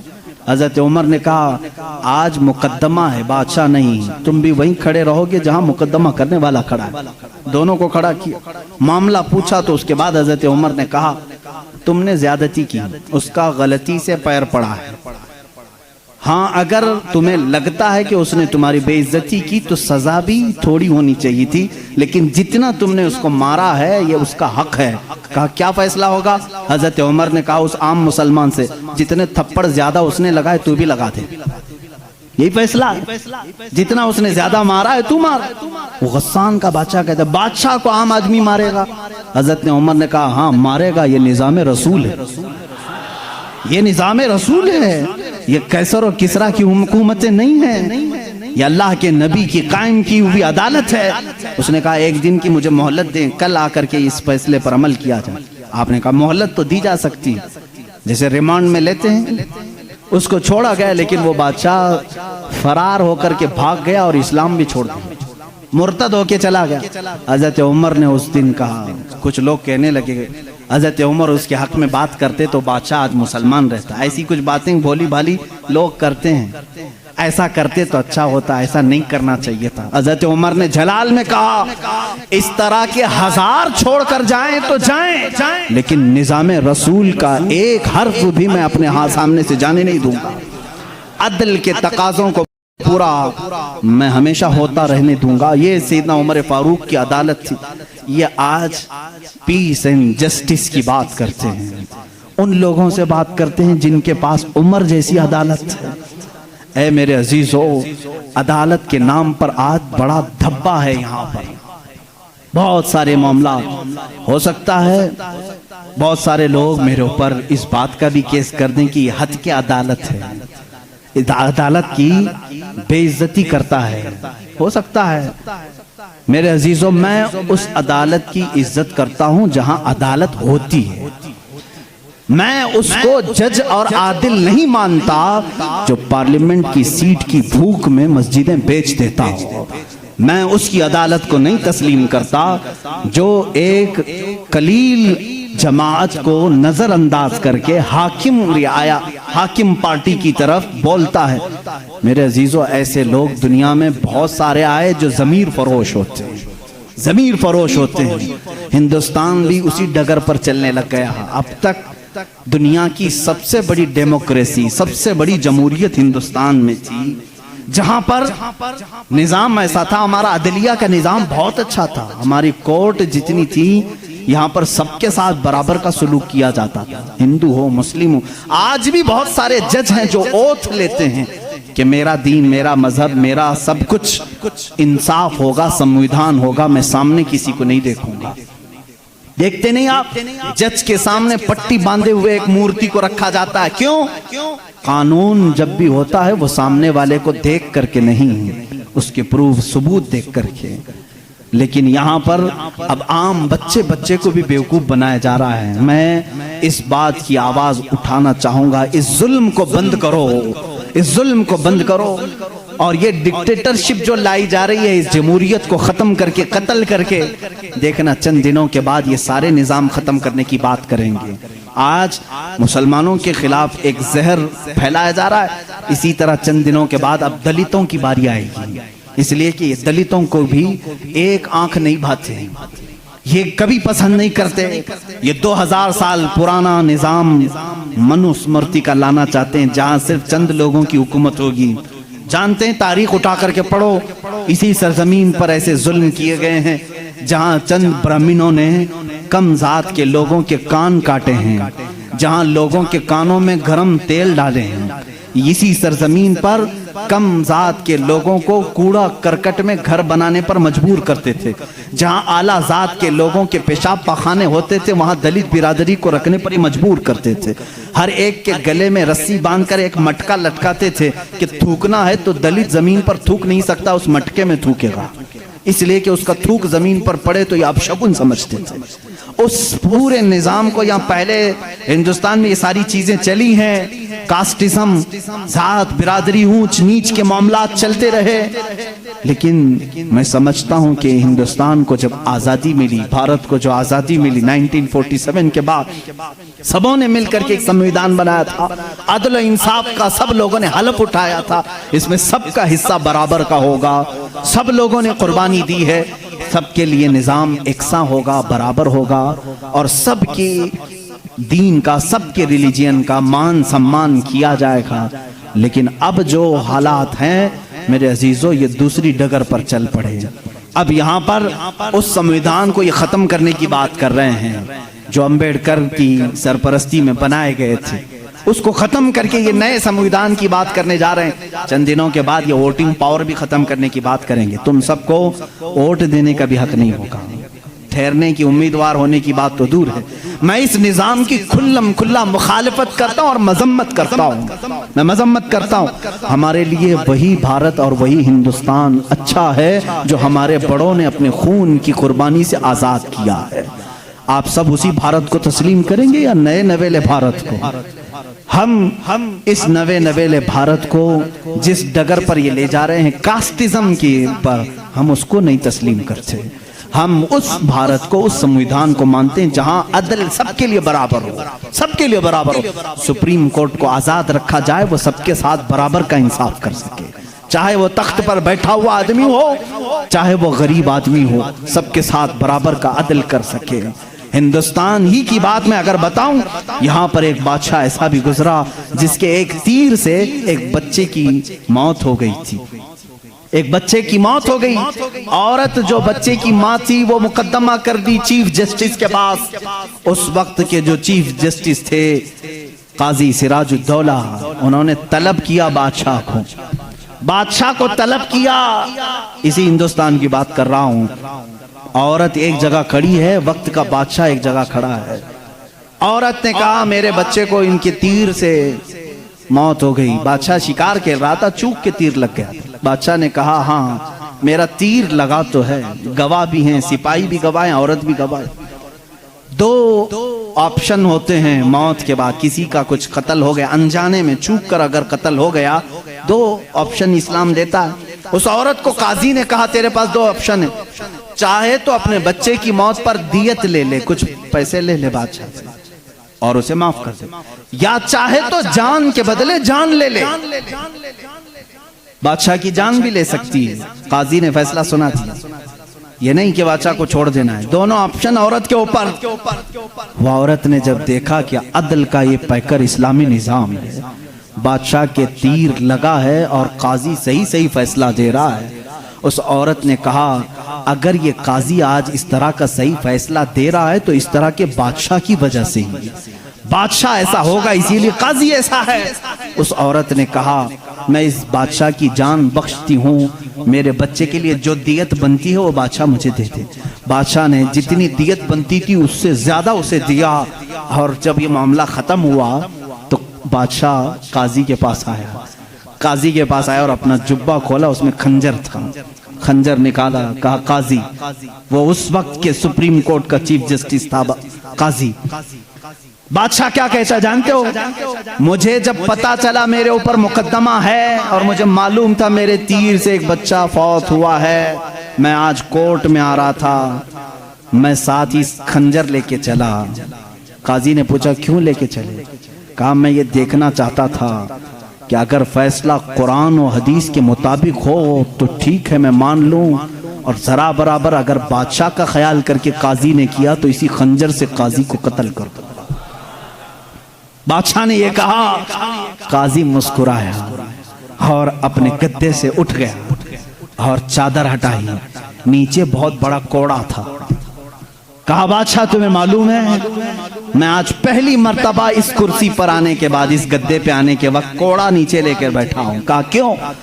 کہا میں نے اسی وقت طے کر لیا کہ بادشاہ کو کٹہرے میں کھڑا کروں گا اور فیصلہ قرآن و حدیث کے مطابق سناؤں گا، اگر بادشاہ مان لیا تو ٹھیک، ورنہ میں اس کوڑے سے اسے منواؤں گا۔ یہ نظام اسلام تھا، یہ عدل کے تقاضے تھے۔ وہ عمر ابن خطاب کے دور کے بھی سنہرے واقعات اسلام نے ہمیں ہر جگہ سکھائے ہیں۔ اے میرے عزیز بھائیوں، اپنے گھر میں بھی عدل کرنا سیکھو، جہاں تمہیں اللہ نے جتنا اختیار دیا عدل کے ساتھ پیش آؤ، اپنے مزدوروں کے ساتھ عدل کرو، اپنی بیویوں کے ساتھ عدل کرو، اپنے بچوں کے ساتھ عدل کرو۔ یاد رکھو قیامت کے دن تم سے سب چیزوں کا سوال ہوگا۔ اگر تمہارے 4 بچے ہیں، چاروں میں سے اگر کسی کے ساتھ اونچ نیچ کیا تو سارے تمہارے اعمال اکارت ہو جائیں گے، غارت ہو جائیں گے۔ ایک بچے کے ساتھ بھی تم ناانصافی نہیں کر سکتے، سارے کے ساتھ برابر کا سلوک کرو۔ اگر کسی کی 2 بیویاں ہیں تو فرمایا گیا عدل کا تقاضا پورا کرو۔ ماں باپ اگر دونوں ہیں تو دونوں کے ساتھ عدل کا تقاضا پورا کرو۔ یہ نہیں کہ ماں کی طرف جھکاؤ ہو گیا باپ کو گالیاں دیتا ہے، یا باپ کی طرف ہو گیا ماں کو کوستا ہے، نہ، سب کے ساتھ عدل اسلام سکھاتا ہے۔ تم اگر کسی کمپنی کے مالک ہو، فیکٹری کے مالک ہو، مزدوروں کے ساتھ عدل کرو، اس لیے کہ قیامت کے دن اس سے بھی تمہارا سوال ہوگا۔ عدل اسلام سکھاتا ہے۔ وہ عمر ابن خطاب رضی اللہ تعالیٰ عنہ کی زندگی پاک سے ہمیں ملے ہیں۔ میرے عزیزو، مجھے وقت تاخیر سے یہاں تک پہنچ چکا ہے اور میں سمیٹوں گا تو میں سمجھتا ہوں عثمان ابن عفان اور حیدر کرار رضی اللہ تعالیٰ عنہما کی ذات کے ساتھ ناانصافی ہو جائے گی، اور میں قطعاً یہ نہیں چاہتا کہ ان بزرگ ہستیوں کے ساتھ جہاں ایک ذوالنورین ہے تو دوسرا حیدر کرار ہے، جن کی ذات 2 جملوں میں کمپلیٹ نہیں ہو سکتی، 2 باتوں میں مکمل نہیں ہو سکتی، اس لیے تھوڑی سی قربانی کے ساتھ کل کی ایک اور رات ہم انشاءاللہ ان خلفاء کی زندگی پر گفتگو کریں گے۔ اس لیے کہ میرا معمول تو یہ تھا کل کا دن میں نے پورے اہل بیت کے لیے وقف کرنا تھا، لیکن خلفاء راشدین کی بات کے بعد انشاءاللہ العزیز اہل بیت اطہار کی بھی زندگی ہم ذکر کریں گے۔ ان 2 ہستیوں کی میں نے مختصر جھلکیاں آپ کے سامنے رکھی۔ خلاصہ کلام، زندگی میں 2 باتیں آج لے کر کے جاؤ، ایک صدیق کی صداقت، دوسرے عمر کی عدالت۔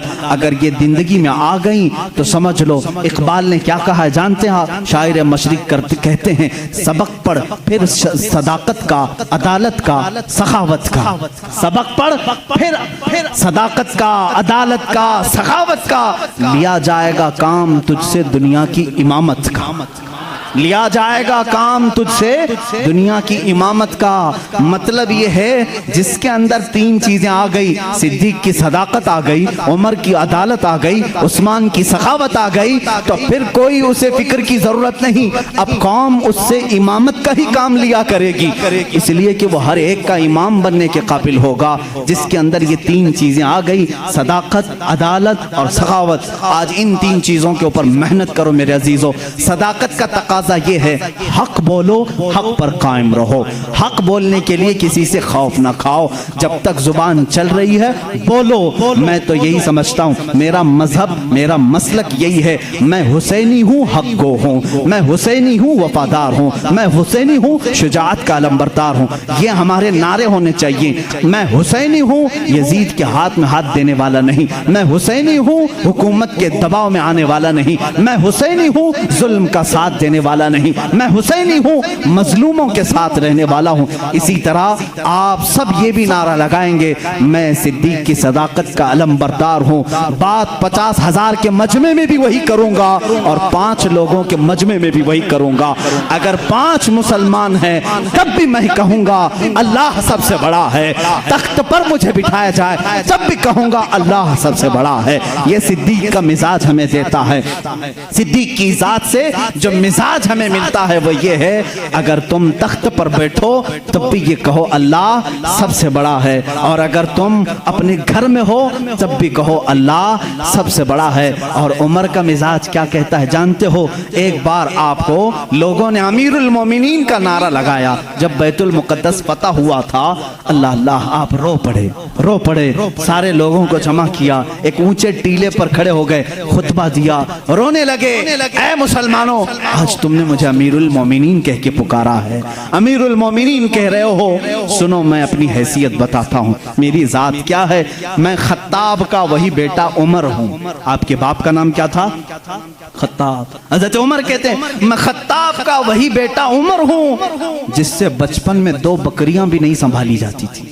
میرے باپ مجھ کو 2 بکریاں دے کر بھیجتے تھے، میں انہیں سنبھالنے کے لیے جاتا، کبھی ایک ادھر بھاگتی کبھی وہ ادھر بھاگتی۔ میرے باپ بڑے سخت تھے، مجھے گھونسے مارتے تھے، مجھے تھپڑ مارتے تھے، میں بارہا میرے باپ کی مار کھایا ہوں، مجھ سے 2 بکریاں نہیں سنبھالی جاتی تھی۔ اور آج حالت یہ ہے 25 لاکھ مربع میل پر تنہا عمر فاروق کی زماں میں حکومت ہے۔ مجال ہے ملک شام میں کوئی آواز اٹھا سکے، مجال ہے کوئی یمن میں آواز اٹھا سکے، مجال ہے کوئی مصر میں آواز اٹھا سکے، مجال ہے کوئی عراق میں آواز اٹھا سکے، کسی کی آواز نہیں اٹھتی۔ بیک وقت اس زمانے کی 7 کنٹریوں کو تنہا مدینے میں بیٹھ کر کے وہ دیکھ رہے تھے۔ نہاوند میں جنگ ہو رہی ہے، نہاوند میں جنگ ہو رہی ہے، ایک صحابی ساریہ، ان کو عمر فاروق مسجد نبوی میں خطابت کے درمیان پکار کر کہتے یا ساریہ الی الجبل، یا ساریہ الی الجبل، یا ساریہ الی الجبل۔ مدینے میں حضرت عمر فاروق جمعہ کا خطبہ دے رہے ہیں اور پکار رہے ہیں ساریہ پہاڑ کی طرف جاؤ، پہاڑ کی طرف جاؤ، پہاڑ کی طرف جاؤ۔ مسجد میں بیٹھے ہوئے کسی کو کچھ سمجھ میں نہیں آیا۔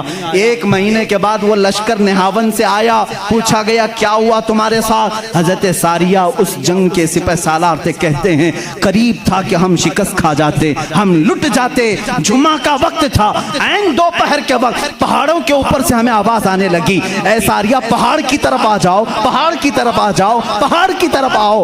ہم اس آواز کو لبیک کہتے ہوئے چڑھے، اللہ نے ہمیں فتح یابی عطا فرمائی۔ اے میرے عزیزو، مسلمان کہتے ساریہ تجھے معلوم ہے یہ آواز کسی اور کی نہیں، وہ مدینے سے بیٹھ کر عمر فاروق نے تمہیں پکارا تھا۔ جب رسول اللہ کا یہ غلام، رسول اللہ کے یہ غلام مسجد نبوی کے ممبر سے آواز دے کر کے ملک شام کے نہاوند میں مدد کر سکتے ہیں تو پھر میں یہ کیوں نہ کہوں ہم یہاں سے پکاریں وہ وہاں سے سنیں۔ مصطفیٰ کی سماعت پہ لاکھوں سلام، دور و نزدیک کے سننے والے وہ کان لالے کرامت پہ۔ یہ ہمارا عقیدہ ہے، بریلی کے امام نے جو عقیدہ دیا وہ بریلی کا نہیں، وہ مدینے کا عقیدہ ہے، وہ مدینے کا عقیدہ ہے، وہ صحابہ کا عقیدہ ہے۔ بات میں یہ کہہ رہا تھا حضرت عمر نے کیا مزاج دیا جب آپ کو امیر المومنین پکارا گیا؟ انہوں نے کہا میں وہی خطاب کا بیٹا ہوں جس سے 2 بکریاں نہیں سنبھالی جاتی تھی، آج 25 لاکھ کلومیٹر مربع اسکوائر کلومیٹر میں تنہا سنبھالتا ہوں۔ جانتے ہو اے صحابہ، اے تابعین، اے مومنین، کس وجہ سے؟ اس لیے کہ پہلے میں خطاب کا بیٹا تھا، اب رسول کا غلام ہوں۔ جب سے میری نسبت رسول اللہ سے ہے، ہر چیز اللہ نے میرے زیر نگین کی ہے۔ جب تک بکے نہ تھے تو کوئی پوچھتا نہ تھا، یا رسول اللہ تم نے خرید کر ہمیں صحابہ کا جو عقیدہ تھا، اے مسلمانوں تم بھی وہی پکارو۔ آج میں بھی ببنگ دہل یہ کہتا ہوں، میرا نام کیا ہے، میری ذات کیا ہے، مجھے کون جانتا ہے؟ آج اگر اتنا سارا مجمع مجھے سنتا ہے تو صرف اس لیے کہ میری نسبت حدیث رسول سے ہے، رسول کریم صلی اللہ علیہ وسلم کی شریعت سے ہے۔ میں نبی کی بات کرتا ہوں، میرا مجمع سنتا ہے۔ ہاں اگر نبی کی ذات کو چھوڑو تو پھر کوئی تمہارا نہیں، ان سے پھرے جہاں پھرا پھرائی کمی وقار میں۔